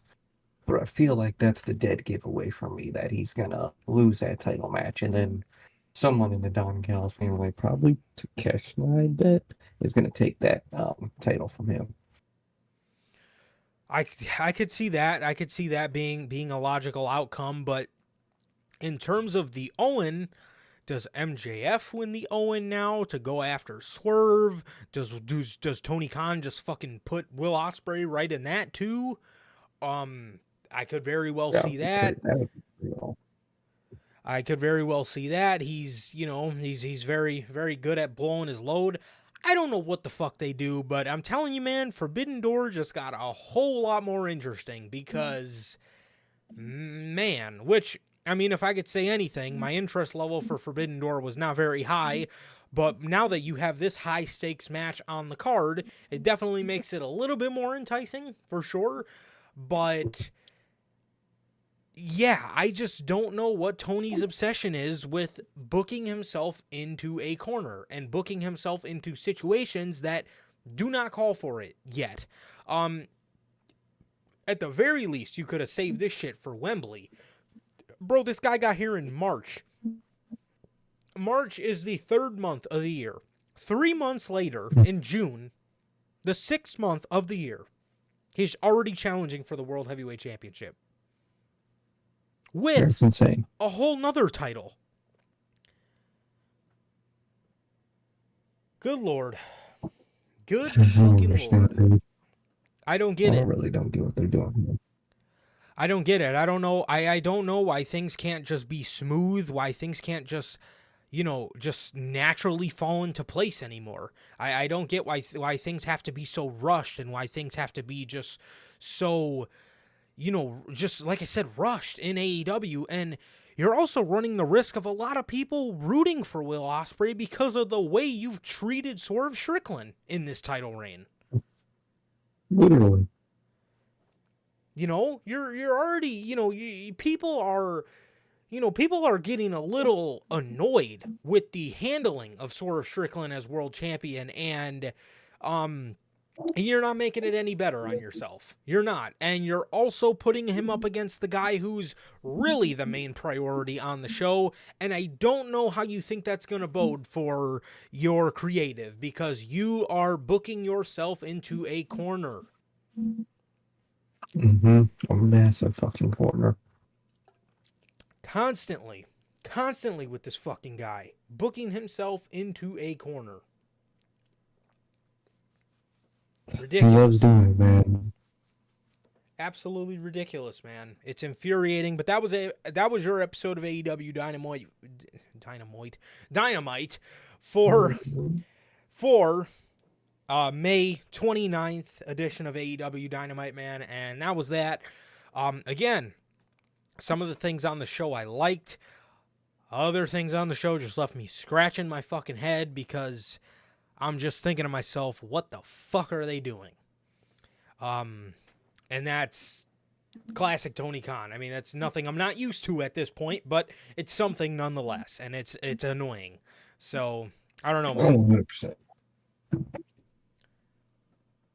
Definitely, man. Definitely. Very interesting episode. And had some ups, had many confusing moments. We'll see how this week goes. At least we get MJF this week. Definitely. I am very, very excited to see him back. On Friday, we got Andrade starting a feud with Legado, which should be pretty good. I'm glad that, we're finally getting Andrade in the mix somewhat of doing something on WWE, proper WWE television. Nia Jax kind of starting her feud with Bayley, but then, kind of getting it ruined or spoiled by Piper Niven, who's getting a shot at Clash at the Castle because she's, from Scotland. So, that... Yeah. Obviously. Yeah, we knew that was going to happen. And, and you know what, too, about that match? I really hope, because I'm tired of just the Piper Niven disrespect, I really hope Triple H just lets her ball the fuck out, because I know she can do it, and I want to fucking see it. It's been too long, and I haven't ever seen it in WWE. And I know she can do it. No, exactly. She could go crazy, and I need to see that, man. I need the fans to show out for her, too. That's right. Those fans, bro. I know they're going to be crazy. But, Maybe not those ones. But, we seen the Gorillas of Destiny in action for the first time. I'm not going to lie to you, bro. What the hell was that? That wasn't the G.O.D. I remember. I mean, I know they're not going to necessarily let them go brazy, in just some random match against the Street Profits, but, I mean, that was about as tame as you can get, man. I mean, come on, Trips. The match was alright for me. It did the job, man, but what I really haven't liked that they done with them is how they talk about them and how they describe. It's very Vince McMahon, Dean Ambrose with those two, man. Because on commentary, they're two unhinged thugs. They were saying they're unhinged thugs. Although I will say, they did mention that they were multi-time IWGP Tag Team Champions. That was really cool to hear. But they literally said their explanation of why this is the first time they're coming to WWE is because WWE never signed them because they're so crazy and that they're so unhinged and thugs and violent. What? They literally said that on commentary during that match is the reason they're crazy. They're finally, yes, the reason they're finally in WWE now is because Solo Sikoa basically let them in because the company never wanted to because they were so like insane and psycho. So did they fucking sign a contract with Solo Sokoa? What the fuck does that mean? What? Dude, it makes no fucking sense, dude. I hate when they describe people like that. Oh, it's They're horrible. just straight thugs and psychopaths, and they have no plans. They just go out there and just do stuff. What are you talking about, bro? Dude, I like these are some of oh, the coldest motherfuckers. Like, bro, they storyline wise, they literally made Cody turn on, his elite friends yep. so they can turn on all of them. They They drew like the they drew the they, rift in the blood. I mean, not the exactly, bloodline, the Bullet Club. exactly. They drove the rift and they started their own civil war when one was already happening with Cody, and they made that happen so they could do their own civil war. They're like, bro, you can't play it up to me that they're these fucking weird, dumb psychopaths when I know they are fucking cold and calculated. They are some of the most cold and calculated motherfuckers. That's why I love them. Yes. Like, I don't like the way they like present them and describe them. I really don't. I hate when they do that with people. I also don't like. Oh, I mean, going off of what you said about how they used to treat Dean Ambrose, bro. One of my worst. I used to hate when JBL would say on commentary, "This guy doesn't even know what he's doing. He just goes out there and just does stuff." What? It just does stuff. What? What does he mean at work, bro? What are you talking about? The fuck? Anyways, these guys. Jeff Hardy and TNA? The oh god. I'm sorry. I had to. Bro, these guys are another thing. You mean to tell me you're giving these guys the gimmick of just rogue thugs that don't have merch? Bro, do you know how much money you're missing out on with new Bloodline merch? With this Solo fucking final Glazer Bloodline, whatever the hell you want to call it? Bro, we need the GOD shit, bro. I need it. Dude, Oh, come on, man. I don't understand. I don't know if there's some sort of copyright, claim with the Gorillas of Destiny. Maybe you could just call them the Gorillas. I know that's like a music group, but, I have like a Z on the, I don't know if the music group has a Z on the I think end. They probably feel like they it would. does. I think it does. Fuckers. Oh, no. But It's just- technically their Gorillas is spelt different because it's GUE, Oh, Yeah. and just spell what is Yeah. and you're fine. So, I don't know. But, yeah, another thing I don't like about the presentation of GOD, the moveset. Please give Tama Tonga his fucking cutter back. Please. Another There's a thing. phenomenal cutter, bro. Another thing. The way these guys are presented in terms of just the crazy, silent thugs, everybody Stitch. Everybody knows fucking Tama Tonga. Everybody knows, Fucking Tasmanian devil over there. Yeah, seriously. This guy is so cool in terms of the way he His walks, cadence the way is- he speaks, the way just everything about him. He's so fucking cool. Yet you have them, grunting like fucking gremlins. Like, I really don't understand their idea with their presentation. Why are you making them these weird fucking silent gremlins? Like, dude, these are literally the Usos got their inspiration for their vibe and cadence from these guys. Like, bro, Literally. let them be like them. Like, I don't get it. I And- really don't get the way that they present them. Dude, and the thing is, if WWE's looking at this as, well, we don't want a team too much like the Usos, first of all, I promise you they can differentiate themselves, and how cool would that be? It'll look like they literally tried to replace the Usos. That would be the literal point of the group. Like, that's the point. Come on. The fuck? Anyways, haven't really been liking too much of the presentation. I obviously like them in the group. I love the group. I think the group, and I'm telling you, if the news about Roman Reigns is true, and we will talk about it on Friday, buckle up because it's coming soon. And we are in for just maybe 2 versions of the Bloodline to be nominated for Faction of the Year. And good Lord, they're going to be given a serious run for their money because I love them in the group. I think they're fantastic. I just think there's things about it that need to be taken about differently. And obviously, we just really listed. scares me for Jacob. Definitely, man. Definitely. And it really scares me for Jacob Fatu because they teased him. They teased him in that little backstage thing. Someone said something about, Cody don't even know, that we got him on lock. He's obviously referencing Jacob Fatu, and I hope they don't fucking thugify him where he's just a fucking freak. I hope not, dude, because that's scary. He's another one. Have you ever heard him cut a promo? He's fucking amazing. Oh, it's fucking phenomenal, man. That man is a phenomenal fucking promo. Yeah. Like, please let that man talk. Don't make that man do fucking Tasmanian devil noises. But you know what? Bro. You know how Solo used to act?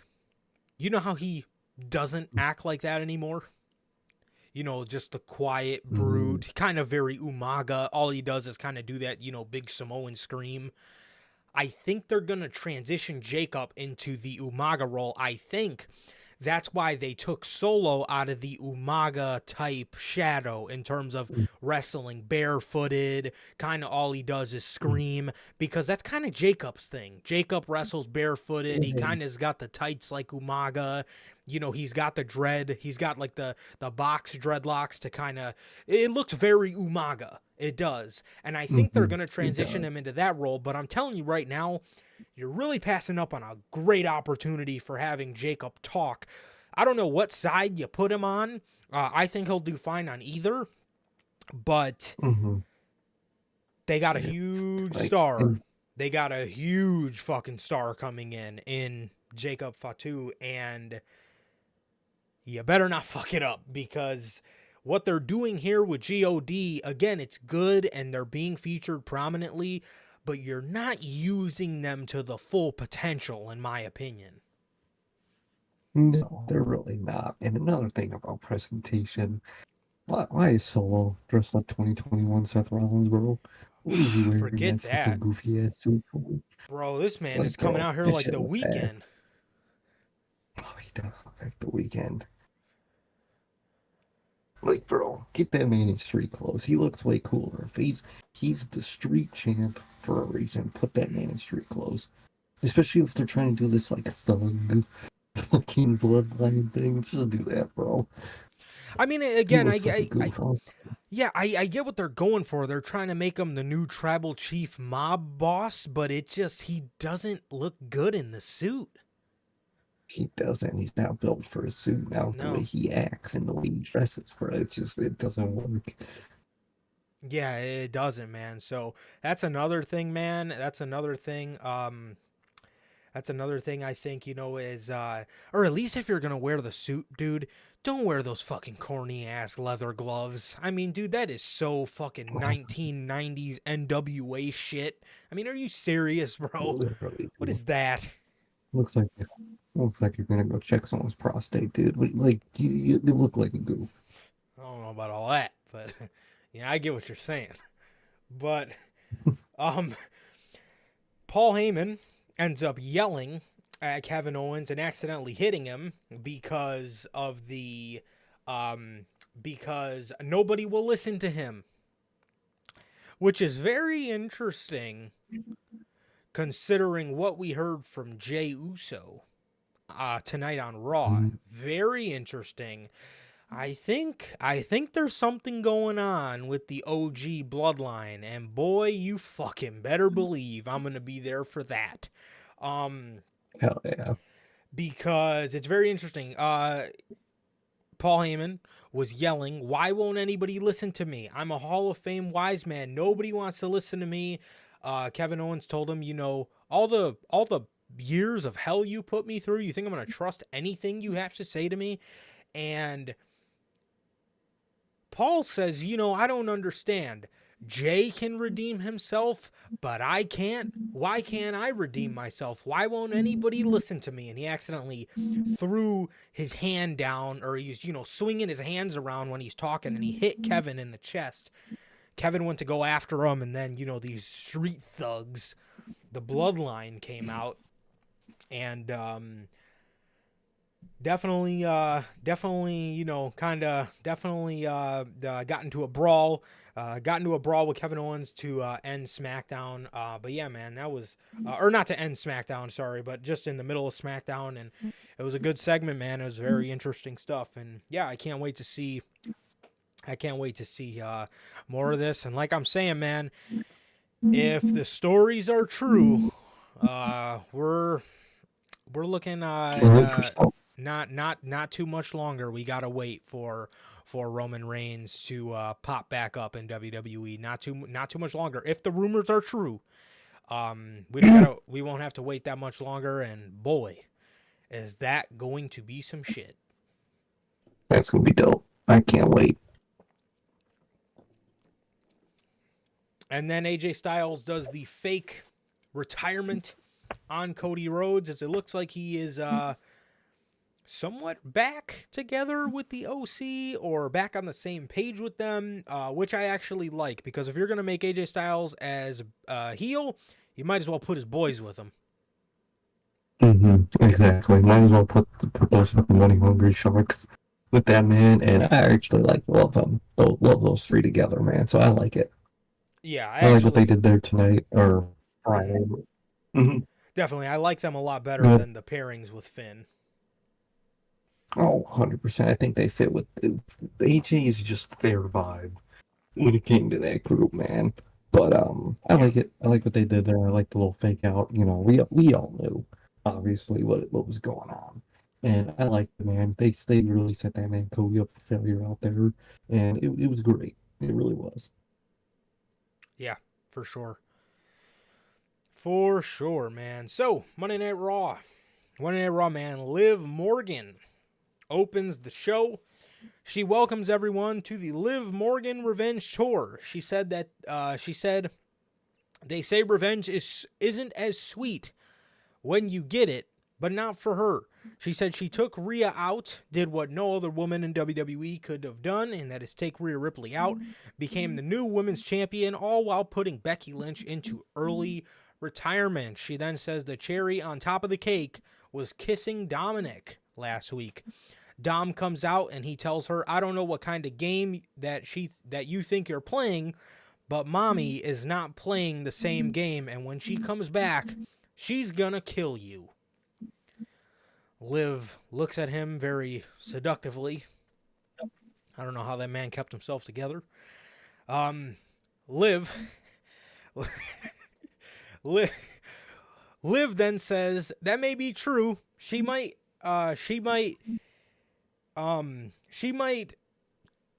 kill me, but she's also gonna kill you too. She tells Dominic she's gonna make it all. She tells Dom she's gonna make it all worth it for him. Well, shit. I mean, I guess Dominic's in for something. I don't know what he's in for, but I don't know an idea, man. More power to him, I guess, bro. So she says she's gonna make it all worth it for him. She asks Dom how long he's gonna lie to himself, because he knows that he was not out there last week to prevent her from winning. He was out there last week to get closer to her. She said she's going to take everything away from Rhea, and that includes him. At this point, she backed this man into a corner and starts caressing his face and rubbing him all the way down. Well, not that far, but rubbing him, kind of on his stomach and whatnot, rubbing has his hand has the hands on the face, right? You know that whole deal. I So get you. She let him down. I get you. he was, bro, had her hands all on his face and all on his stomach and his Yeah. chest. Hmm. If he used that Papa Tui, man, it's probably smooth. Probably Boy, was. I've been using that shit. That makes your face smooth, man. It really does. Good stuff. Good stuff right there. Good shit. The Genuinely the Rock's best thing The Rock has made in the last 5 years.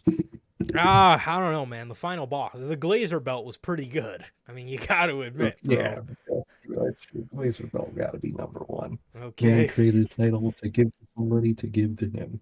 Fucking amazing, legend. goaded, bro, goaded move right there.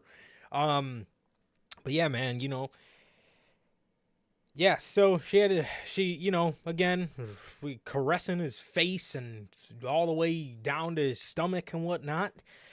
Finn then jumps in the ring and tells her to back off. He tells her this is enough. This has been enough. He says that she says, or sorry, Finn says that Dominic doesn't want anything to do with you, and neither does any of the Judgment Day. I don't know. I think they're all plotting something against Rhea and Damien, to be honest. I think they're plotting that tragedy. 100%, bro. 100%. Liv then says, because not only a couple weeks ago did we see Liv getting out the car with Finn Balor, getting out the Judgment Day car with Finn She Balor. was. So I mean, it's She's back there talking to JD McDarknut. She's been talking with everybody. yes, she's back But there talking to JD McDorknut. So so I can't help it. He's so easy to make fun of. dude, dude, I love me He's some JD. so good too, which is the worst part. I love me some JD McDonut, bro. So what is fucking Pat McAfee? JD McDouble. Jesus. Oh, JD McDowell. Fucking Michael Cole always saying fucking Pop Vinyl Head or whatever it's called. Uncle Pop Head. Dude, That man just catching everything. God forbid he throws a headbutt. You just heard Michael Cole say, a headbutt with that big head. It's like, bro. That big head. Come on, Come dog. on, bro. Like that, bro. No, come on. But no, I love me some JD McDonut. I think he's fantastic. I really do. But so he comes out and he says, Dom doesn't want anything to do with you, and neither does any of the Judgment Day. Liv says, and then he tells Liv she needs to go. Liv says, what if I don't want to go? Or what if, more importantly, what if he doesn't want me to go, as she points at Dominic. And she says, but that's okay. I'll go for now. She gets out of the ring and walks over by Dominic in the corner and starts rubbing his hair. Bro, oh, God bless Dominic, bro. I don't know how he didn't fold yet, unless he has already. I don't know, bro. But oh, he's not doing it. Dude, his fiance probably hates his job. oh, dude, she's got to be at home Probably fucking pissed, bro. Damn, man, but becoming like I feel bad for that man because I'm sure he comes home with something else every week. I just know he comes in fucking eyes on the back of his head. I know he just be looking around the corners and shit, making sure she's not ready to take his ass out. Man, I'm sure. I'm sure that man walking around that house can fucking walk ashamed through the whole house every day, 100%. just waiting for the story like that. He can't say shit if she asks him to do something. He certainly can't say no. If he says no, it's over with. Hey, babe, can you go ahead and take the trash out? He can't say no. And then he just realized, like, okay, I can't say nothing. Yeah, I got my hands tied. Shit. I don't know, man. But this is actually a really good part of the story, man. So she gets over there and she rubs Dominic's hair, and you see a fucking slight smile come across this dude's face as he walks out of the corner and, like, you know, moves his head away from her. Come on, man. God damn. Fucking A. He got something going on. Up, man. He does. I'm sure he does. Uh, Sheamus. He's got something going up too. Yes. Yeah. Oh God. Sheamus. Sheamus then says, "Tonight we're going to find out if Ludwig is as good as he says he is, or we're going to find out if Gunther is really holding him back or not." He says, I've been in WWE for many years, and I've stood toe to toe with the greatest of all time, and there's only one way to earn the Celtic Warriors' respect, and that is putting on banger after banger after banger. So he obviously comes out to that beautiful work of art called Theme Song, and Ludwig attacks Sheamus's knee on the entrance, and during the match, Ludwig does capitalize on the injured knee and actually defeats Sheamus as he actually defeats Sheamus as he capitalizes on, the hurt knee, and he defeats him, man. So pretty good stuff here, and I'm definitely been enjoying just the development in this story, and I'm interested to see where it goes for sure. Definitely, man. I'm intrigued to see what they're making up with this, and it's interesting. It's good having Sheamus back, man. It is. Yeah, what's not good is you're giving Ludwig Kaiser this kind of spotlight, but while he was with Giovanni Vinci, you couldn't give them any spotlight as a tag team. Why? I don't fucking get it, dude. We haven't seen him yet. I haven't seen Giovanni Vinci yet, so nothing. Absolutely never nothing. Fucking fails, dude. What do we say?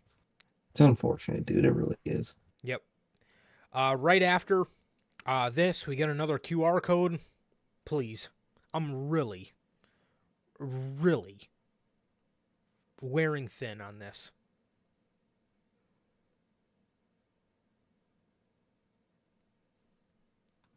Yeah. I'm genuinely wearing very thin on the QR code stuff, man. I really am. Oh yeah, truly, man. Just debut the fucking group. Apparently they took over Raw Talk for a couple minutes and were like doing just more cryptic shit. Dude, we know the fucking group. Just debut them. Yes. At this point, we know every member of the group too, so that's not even a secret. Please. Literally. Judgment Day backstage, Dom and Finn are, talking, and Dominic says, "Dude, I didn't do anything." And Finn says, "Yeah, that's the problem. You didn't do anything." He tells Dom he's playing with fire, and you better not get burned. Priest walks up and asks Dominic to explain.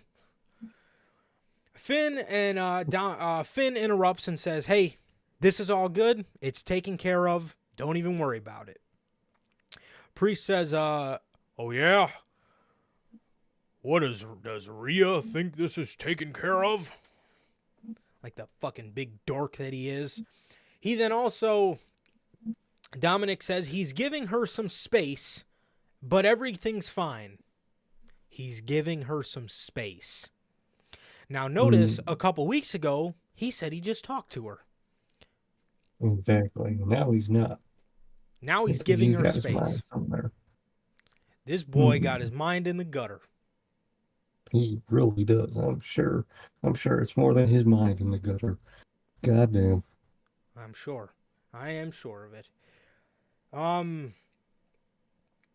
He says, I'm giving her some space, but everything's fine. Priest says, "Okay, I hope everything works out for you, and I hope you make things right with her. But tonight, we need to settle some scores and show everybody why we run the WWE." Fucking good old infomercial Priest. Yeah. God.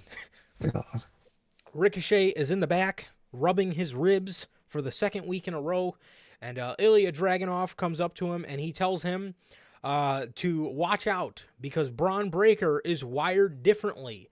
Ricochet cuts him off and says, "No, man, we are wired differently too, and that is why we are here. He tells Ilya they're going to resume what they have going on, but first he needs to take care of Braun Breaker. We get a hype package for Dragon Lee. Very cool. Hope they start, using this guy in some sort of sense. You know what I think, and I hate being that guy that, wants to add another title, but you know what I think would actually really benefit WWE in this Triple H era? Instead of the WWE Speed title, if Triple H brought back the Cruiserweight title.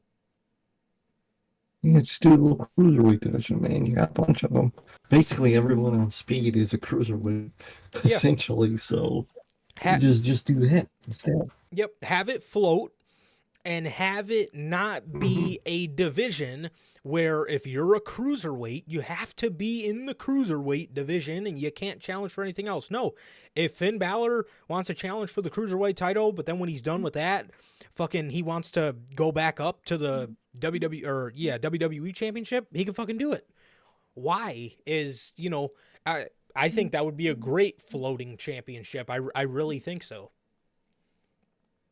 I think so. I think that'd be a much better fucking idea than the fucking Speed Championship. Yeah, I mean, look at how many great cruiserweights they have, dude. They have Ricochet, they have Dragon Lee, they have both of the guys of Legado del Fantasma, they have fucking Giovanni Vinci, they have Finn Balor, JD McDonough, fucking, I mean, the list goes on. I mean, I'm sure I could come up with more names later, but I mean, they have a great list of like cruiserweights, and I think maybe that's something that WWE can explore. It just really sucks it was debuted when it was debuted because Vince killed the concept. He really fucking did. Yeah, you don't gotta change the ropes purple and you don't got to do all this extra bullshit. Just have them be a part of this. Just have the title be a part of the show and have the title be a title that floats. Sami Zayn, Chad Gable, another guy, more guys that are, fit that. But again, they could challenge for it and go back up and do other shit. I think that'd be cool. That'd be really cool. It'd be much better than the Speed title. 100%. Finn Balor defeats Dragon Lee in the next match because Carlito and JD McDonough come out to help. So Finn Balor hits the coup de grace and defeats Dragon Lee. Afterwards, they ambush Dragon Lee, and Braun Strowman comes out for the save. So yeah, that was that. Oh yeah, interesting. Fucking very, very interesting. I like this little whole trio, like 4v4 they're cooking up here. Definitely, man. And yeah, I really love I really love just what they got going on here. Like I said, with the Finn Balor settling one of the scores that Damian Priest asked them to settle. So I like that. Man. And so is nice. We get another Judgment Day backstage where Damian Priest tells Carlito, since he wants to be a member of the crew, why don't you go ask Adam Pearce about a match with Braun Strowman? Carlito looks scared out of his boots. The Judgment Day walk away, and R-Truth walks up, and he says, "That's not what's up." He tells Carlito that Judgment Day will kick you when you're at your lowest, and then when you're at your highest, they'll still kick you. But at the end of the day, being in Judgment Day was one of the best times of my life. Was the best time of my life, says R-Truth. The Miz walks in and he tells R-Truth, why isn't now the best time of your life? He says, why isn't now the best time of your life? We're the champs. He then says, we're the champs now, and they stole your TV. You know, his little box TV he had in the Judgment Day clubhouse. Truth then tells Miz, Truth then gets upset, and he yells at the Miz. He says, man, you just got to let go of Judgment Day, man. You got to let go and move on. You know, you're starting to be obsessed, man. This is getting weird. And he walks away from Miz as Miz says, I'm the one that's obsessed. fantastic. Good stuff here. Good stuff. Another great backstage Judgment Day segment. Those are always very nice. Definitely, man. Definitely. Very nice to get the R-Truth in there. Obviously love the R-Truth comedy. I like what they did there, man. For sure. We got Sami Zayn coming out for a promo. Sami reminisces about being back in Pennsylvania. He says, the last time I was in Pennsylvania, it was at WrestleMania, and we all know how that went, as he holds up the Intercontinental Championship. He says, Chad Gable made this about everybody else. He made this about the Academy. He made this about Gunther. He made this about everything else, when it's always just been about you and me. He calls out Chad Gable to finally put an end to this. The Academy comes out, and Gable has Maxine read off a card that, was a message from Master Gable himself. Sami then tells Maxine she does not have to do this. Maxine starts to read the message from Master Gable, and it's a very degrading message to the Academy from Gable. He pokes fun at Tozawa being a ninja. He poked fun at Otis having to have someone carry around his Money in the Bank briefcase for him many years ago. And he makes fun of Maxine being a knockoff Barbie that nobody wants. He then says that he then pokes fun at Sami not being able to beat Gunther not being able to beat Gunther if it wasn't for Gable's help. He then also says the last time that those two were in the ring with each other, he mopped the floor with them. He then tells Sami the only way this ends is with Sami giving Gable his match. Sami then says, if that's what you want, if that's what it's going to take to put an end to this, you got it at Clash at the Castle. Sami then says, I don't want to talk to Gable anymore. I want to talk to you three. He asked them how much longer they're going to deal with his crap. He then, he tells them that he and the fans know that they are much better than that, and Gable does not decide what they are worth as human beings. He then tells them he's been in their shoes. I love when he throws those little bloodline innuendos in there. He then tells them, love it. Oh, it's amazing. Brings me back to that amazing time. He then says, take it from me. I've been in your shoes. You need to set yourself free. And before he could say anything else, Gable, who actually has an expiring contract this week, attacks. Crazy. Yeah, seriously. He attacks Sami Zayn from behind. And, yeah, he attacks Sami from behind. Gable, as he's attacking him, tries to get Otis to help him. And Otis doesn't help. Gable then walks up to him, pushes him. He slaps the shit out of him. Tozawa walks up, steaming mad. You could see his face rumbling. He's so pissed. Puts his arm up and starts just slowly backing Gable away. Gable starts getting pissed and starts pushing Tozawa around. He starts pushing him, and then Maxine gets involved, grabs Chad Gable. Gable then tells Maxine, do you want me to stop, Maxine? Is this too much for you? Well, how about you get on your knees and beg me to stop?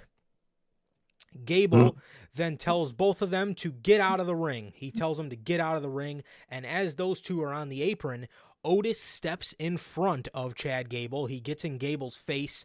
Huge fucking reaction. Huge reaction. This crowd tonight was banging during this segment. They really were. That's good. Yeah. Huge fucking pop for Otis, not Gable. Sami then, was able to get offense because Gable was, and I'm not going to lie to you, bro, when he got in Gable's face, Gable looked a little scared, dare I say. Yeah, he was flustered. He looked a little scared, man. He did. And Sami gets some offense in, and as those two are fighting, Otis turns around and he's, consoling his Academy, mates on the apron. Gable pushes Sami into Otis and the Academy. Maxine falls on the ground and she's holding her ankle, and Tozawa's laying there hurt as well. And Gable, like the fucking asshole he is, points at Sami and he goes, Otis, he just hit you. And Otis just starts getting pissed.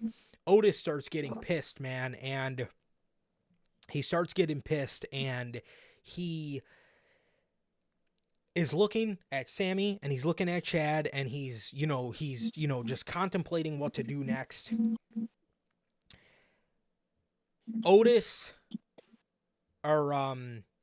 then picks up Sami Zayn and gives him a world's strongest slam in the middle of the ring, leaving Sammy there lying, as Otis is just a torn man, and he just doesn't want to see his friends treated like shit, man. So he helped. He gave Sammy the world's strongest slam.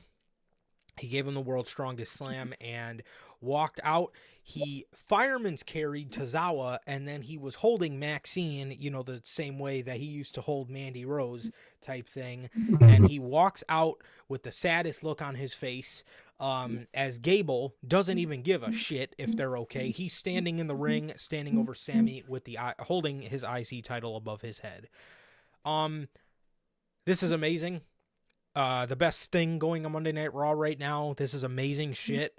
I love when they make stuff like the IC title feel so fucking important, that Chad Gable is being this much of a demon just to get his hands on the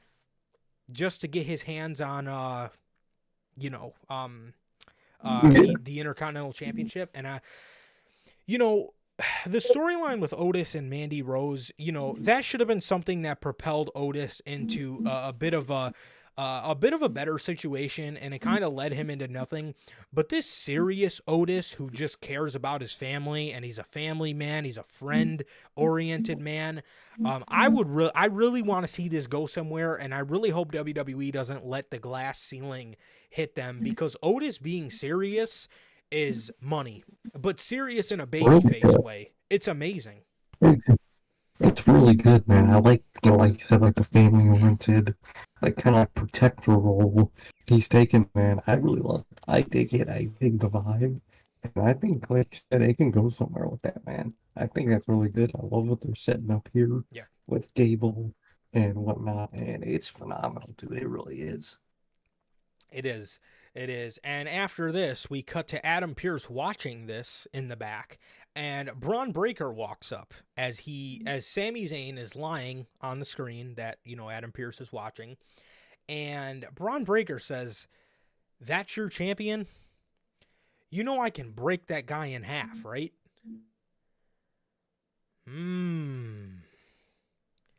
Interesting. You're teasing it. It's going to happen. He can indeed probably break that man in half. Very interesting. Sami Zayn and Braun Breaker. Very interesting. Either that or maybe Braun going after in some roundabout way for the IC Championship. But if we want to get Sami Zayn back on this World Heavyweight Championship run, or if we want to get Sami back on this World Heavyweight Championship back in the picture, I can't really think of a better guy to break him than the guy that has it in his name. So, interesting. Interesting. I like it. Very interesting, man. So he says, I would break that guy in half, right? Adam Pearce says, "Dude, is there anybody you don't have a problem with?" He says, "Why are you here?"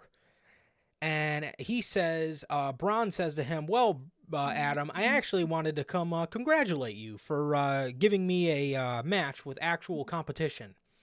And Adam says, "You came to congratulate me?" He says, "Listen, the only reason you got this match is because Ricochet asked for it." And Braun says yet again to Adam Pearce, "Listen, you didn't put me in the King of the Ring. You can't control what happens." Then he walks away. This man is really, really, really, really got a vendetta on our boy Adam Pearce here. So, he really does. Braun versus Ricochet. This was a great match. I love this. This man, Braun Breaker, hit. This is how he won the match. He hit a top rope Hurricane Rana. After he did it, he screamed, and then he did the perk spear and absolutely speared him into oblivion, as he does everybody. He beats Ricochet 1, 2, 3. He goes on the outside and goes to do the steel step spot, and Ilya Dragunov comes out for the save to save Ricochet, man. And actually, they announced next week Otis versus Sammy, Lyra versus Io. Well, we'll talk about that in a second. And then they also announced Braun versus fucking Ilya. Oh, Ooh, Lord. that shit about to be insane. That match was insane. I saw that spot. That's insane. This man, bro, he's on fire, dude. He is phenomenal. He's amazing. He's absolutely amazing. Truly is, dude. Love what they're doing with him. Yeah, and it really goes to show how much this NXT system, man, if they want to make you a star, they can make you a star. Absolutely. They really can. 100%, man. Braun has got it all, and he is a fucking freak of nature, man. He really is. Did anybody see that video of him bunny hopping the barricade and then jumping in the ring to give Ricochet a picture-perfect spear? Come on, bro. He floated right over that fucking barricade, man. Barely touched it. Bunny hopped the fucking barricade as he was running. Insane. Fucking insane, man. Dude is a fucking beast, bro. He really is. Kiana James has her in-ring debut against the BOAT, the best of all time, Natalya, as she beats Natalya. Who doesn't at this point? New Day backstage. They're, cutting one of their New Day promos, and they're saying New Day, and then you just hear Karrion Kross yell rocks. Karrion, oh dude, Karrion Kross walks up to the New Day and he says, "Man, I love that chant. I love it." But isn't it funny that the power of positivity is dead? He tells Woods after they go to walk away, because Kofi said, combated him, and he said, the power of positivity is well alive, and we like the chant. So he then tells Kross, we like the chant, and Kross, as they go to walk away, he says, "Hey Woods, after tonight, you won't have to follow him around anymore. Trust me." Interesting. So their match comes up in a little bit. But Sonya is still trying to get Zoe and Shayna on their side. They decline. Braun Strowman defeated Carlito. After the match, the Judgment Day attack Braun after the match. Dom goes to hit him with a chair, and Braun smacks it right out of his hand, and Dominic smacks it right out of his hand, and Liv, he smacks it right out of his hand, and Dom is on the ground chasing, or scooting backwards, and Braun is walking towards him, and Liv Morgan comes out to shield him. I also want to point out Dominic not only got physical in this segment with the, smacking, swinging a chair, he also wasn't wearing a cast. So looks like old Dom Mysterio should be back in the mix soon. So that's going to be very interesting to see.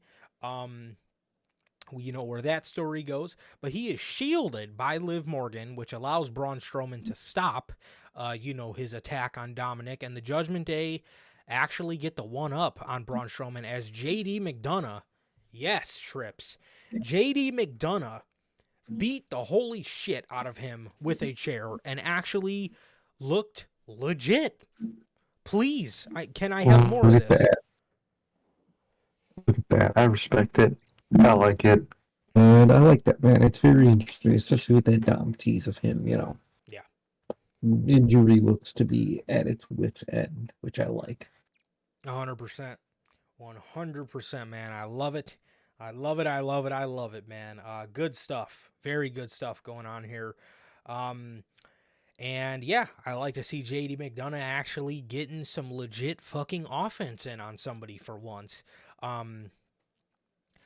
Bianca and Jade are doing a walk-in through the back. You know, they're walking around and, they're, filming them just walk through the backstage area.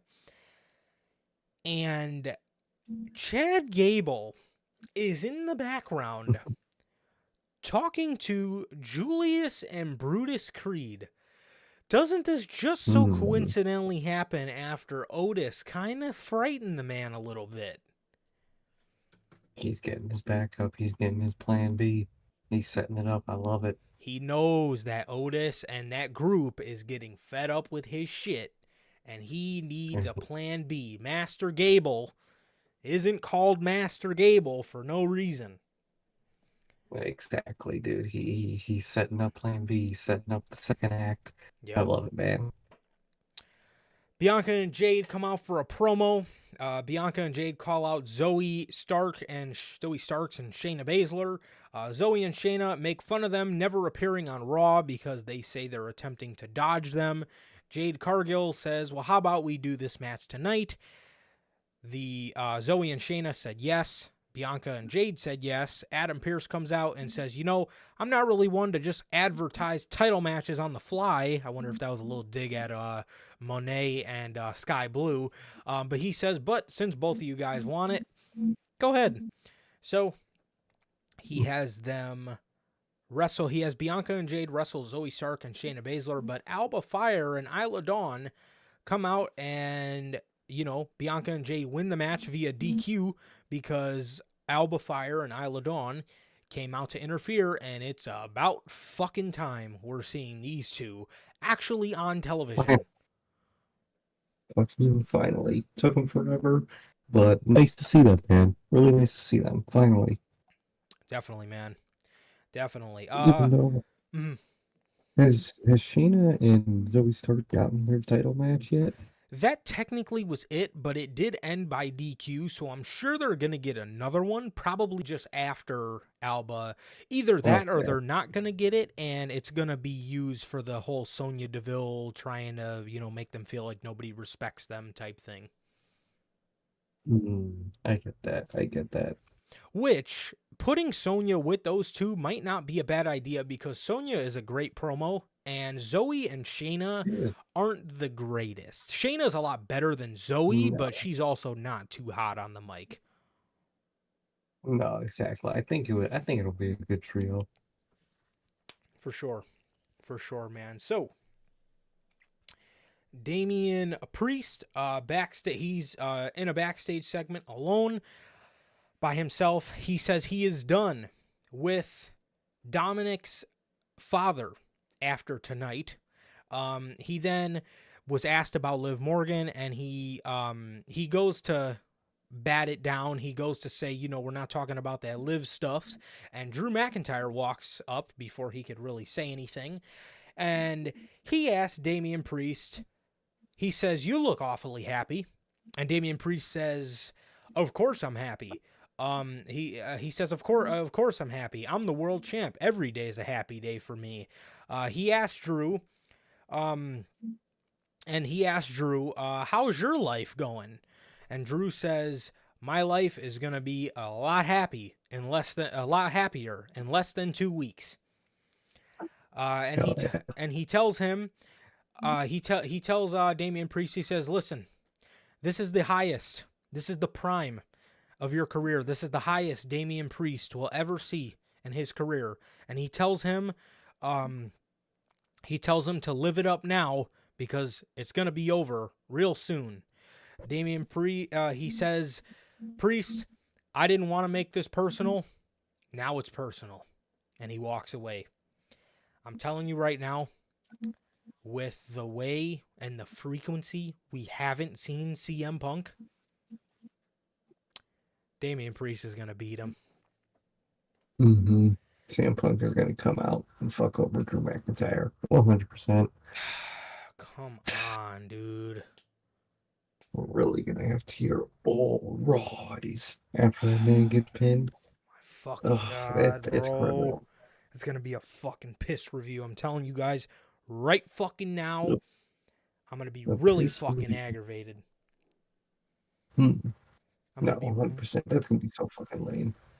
Which, if Punk was smart, he would wait for Drew to win the title first, and then after the match, attack him.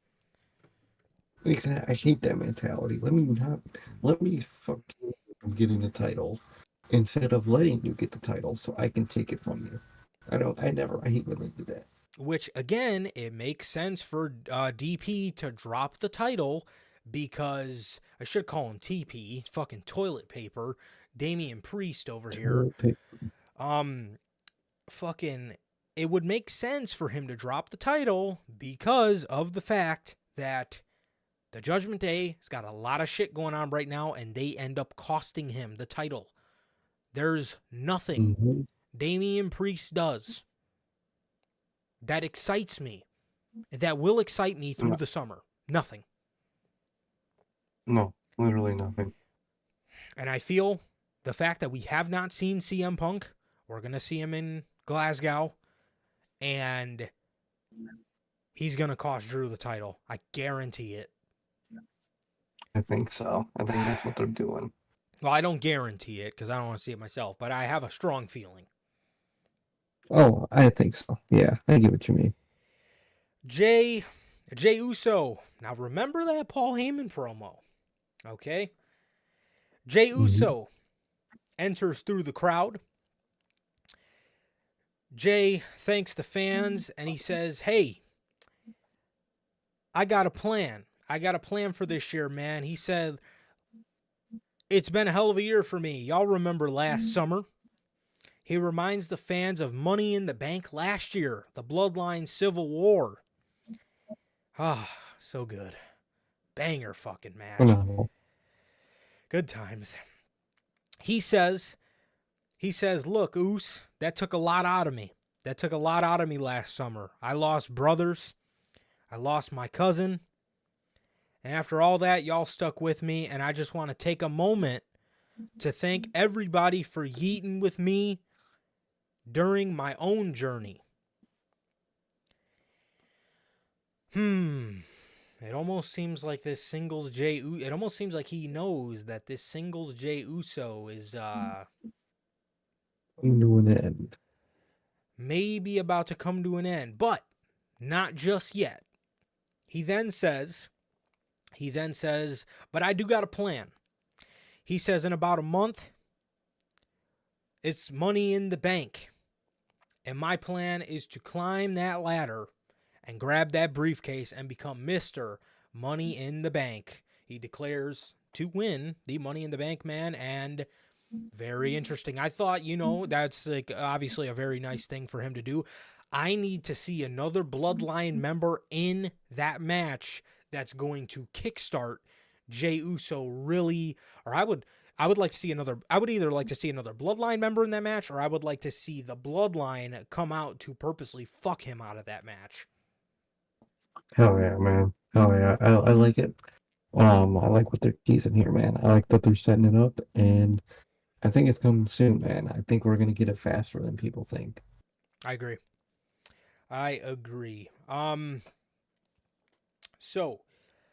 Yeah, man. So, pretty good promo from Jey Uso, man. Lyra Valkyria was backstage talking. They asked her about Becky Lynch. She says Becky is best when people are doubting her, and she knows that she will come back better and stronger.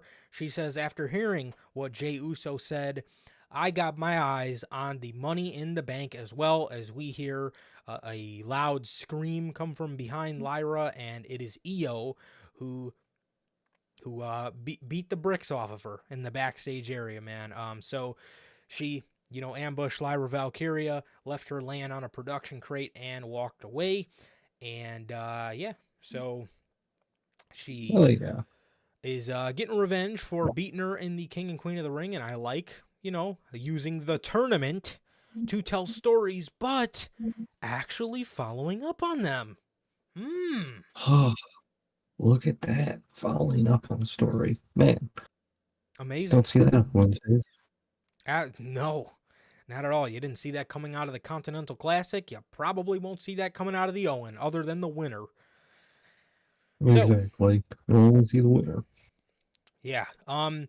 AOP defeated New Day in about 3 minutes as Karrion Kross distracted Kofi Kingston, and they hit Xavier Woods with the What a Rush, their little suplex powerbomb finisher, and yeah, so his little epiphany did not come into fruition here. He said, "You're not going to be following Kofi around by the rest of the night," and they left Woods laying. I would think they would have left Kofi laying, but Karrion Kross was just standing there, yelling, "I told you, Woods." So I don't know what he was necessarily getting at, but okay. I feel like they're teasing something. I don't know what they're teasing here. I have no clue, but I guess we'll see it soon, or see it eventually, man. As long as you don't fucking Wyatt sticks it, man. Yeah. Jackie catches Alba Fire and Isla Dawn walking out of the building, and she asks them for a word, and they say Clash at the Castle in Scotland does not sound right without them. They said they are tired of not being offered the opportunities that all the other women in this division get. And she says they are tired of asking for them. They are just going to take them. So obviously, this is another Piper Niven case of somebody who obviously doesn't really deserve a title shot, but they're kind of just getting it because they're in Scotland. I wish Triple H would have did a little bit of better build, or maybe a string of wins for these teams to actually get on the card. Being that you just did a fatal 4-way with women to claim a number 1 contender for the women's titles, and you gave it to Zoe and Shayna when you could have just gave it to Alba Fire and Isla Dawn and had them cash it in at Clash at the Castle. But I wish Triple H would have mapped this out better and actually gave people proper string of wins. But they're obviously just getting on the card because they're in Scotland, and I'm happy for them. I know, they wouldn't want to miss that event, but we got to make better sense out of this, Trips. No, 100%. We really do. He's trying over here, and I like that they do that with these international shows, man. But you gotta coordinate it better. Yep, 100%. Damian Priest defeated Rey Mysterio. Remember how I said last week Damian Priest felt like a very important character, and he actually came off like a fucking boss? Not this week. Yeah, this week he came off very unimportant. He came off like a fucking goof, as he always does. It was 1 week. Yeah, he had a good week. He had a 25 week. Yeah, literally, dude. He actually had a new entrance where the camera was blurry, and you see Red Fire in the beginning riffs to his theme song. Still a shit theme song, by the way, so that, doesn't really make the entrance that much better, but, that's neither here or there. But we get, some Red Fire, and then when he lifts the title up, the blur goes away, and we get the purple, fire. So pretty cool entrance, pretty cool production value. A bunch of smoke and mirrors for somebody who just doesn't do it. Typical, No. Damian ends up winning with the help of the Judgment Day. You mean to tell me this guy, the World Heavyweight Champion, can't fucking beat Rey Mysterio without help from his group? Kind of sad. It's very sad. The LWO come out, Judgment Day come out, everybody's out there brawling. Damian Priest ends up getting the victory, and Drew McIntyre comes out after the match and attacks Damian Priest and fucking solos the Judgment Day. Literally takes out everybody. Cleans house. Headbutt. Fucking Glasgow kiss to Carlito. German or belly-to-belly suplex to JD McDonagh, lariat to Finn, straight solos the Judgment Day. And as he's on the outside taking apart the announce table to put Damian Priest through, Damian Priest was able to get the advantage and hit him with a South of Heaven through the table. And if Damian got the upper hand this week, Drew's probably going to get it next week. And at Clash at the Castle, Damian fucking Priest is probably going to get the 1-up. And that's just fucking wonderful. We're in for a summer, aren't we? Yeah, we are. It's interesting, man. So it's gonna be fun, man. It's gonna be fun watching Damian Priest fucking stand over Drew McIntyre. Don't know why they're going this route, man, but I feel like they are, and not the route I would take with this, man. It's really not. No, not at all. Not at all, man. Damian defeats Ray in the main event of Raw, and he stands over Drew McIntyre holding the World Heavyweight Championship. And yeah, that was that. Pretty decent episode of Monday Night Raw, man. And yeah, like I said, decent episode of AEW Dynamite. Just a lot of head-scratching decisions. And Monday Night Raw, not a bad show. Not the craziest episode of Monday Night Raw, but very story-driven through the night with Liv Morgan and the Judgment Day and, you know, Drew McIntyre and whatnot. So I can appreciate that. And yeah, just a lot of continuations of stories. Gable, Braun Breaker, Io, and Lyra. I love it. I love the continuation of stories. And yeah, good stuff. So, Definitely. that is gonna do it for this edition of the Notorious Heels Podcast. Ladies and gentlemen, this has been episode 198 of Notorious Unscripted, and thank you guys so very much for joining us. Thank you guys for another great episode, and it has been always a pleasure for my Johnny Mayhem. And it's okay. And that is going to do it for this edition of the Notorious Heels Podcast. Thank you guys so very much for joining us. Please like, comment, and subscribe, and we will see you guys on Friday with the news. Peace.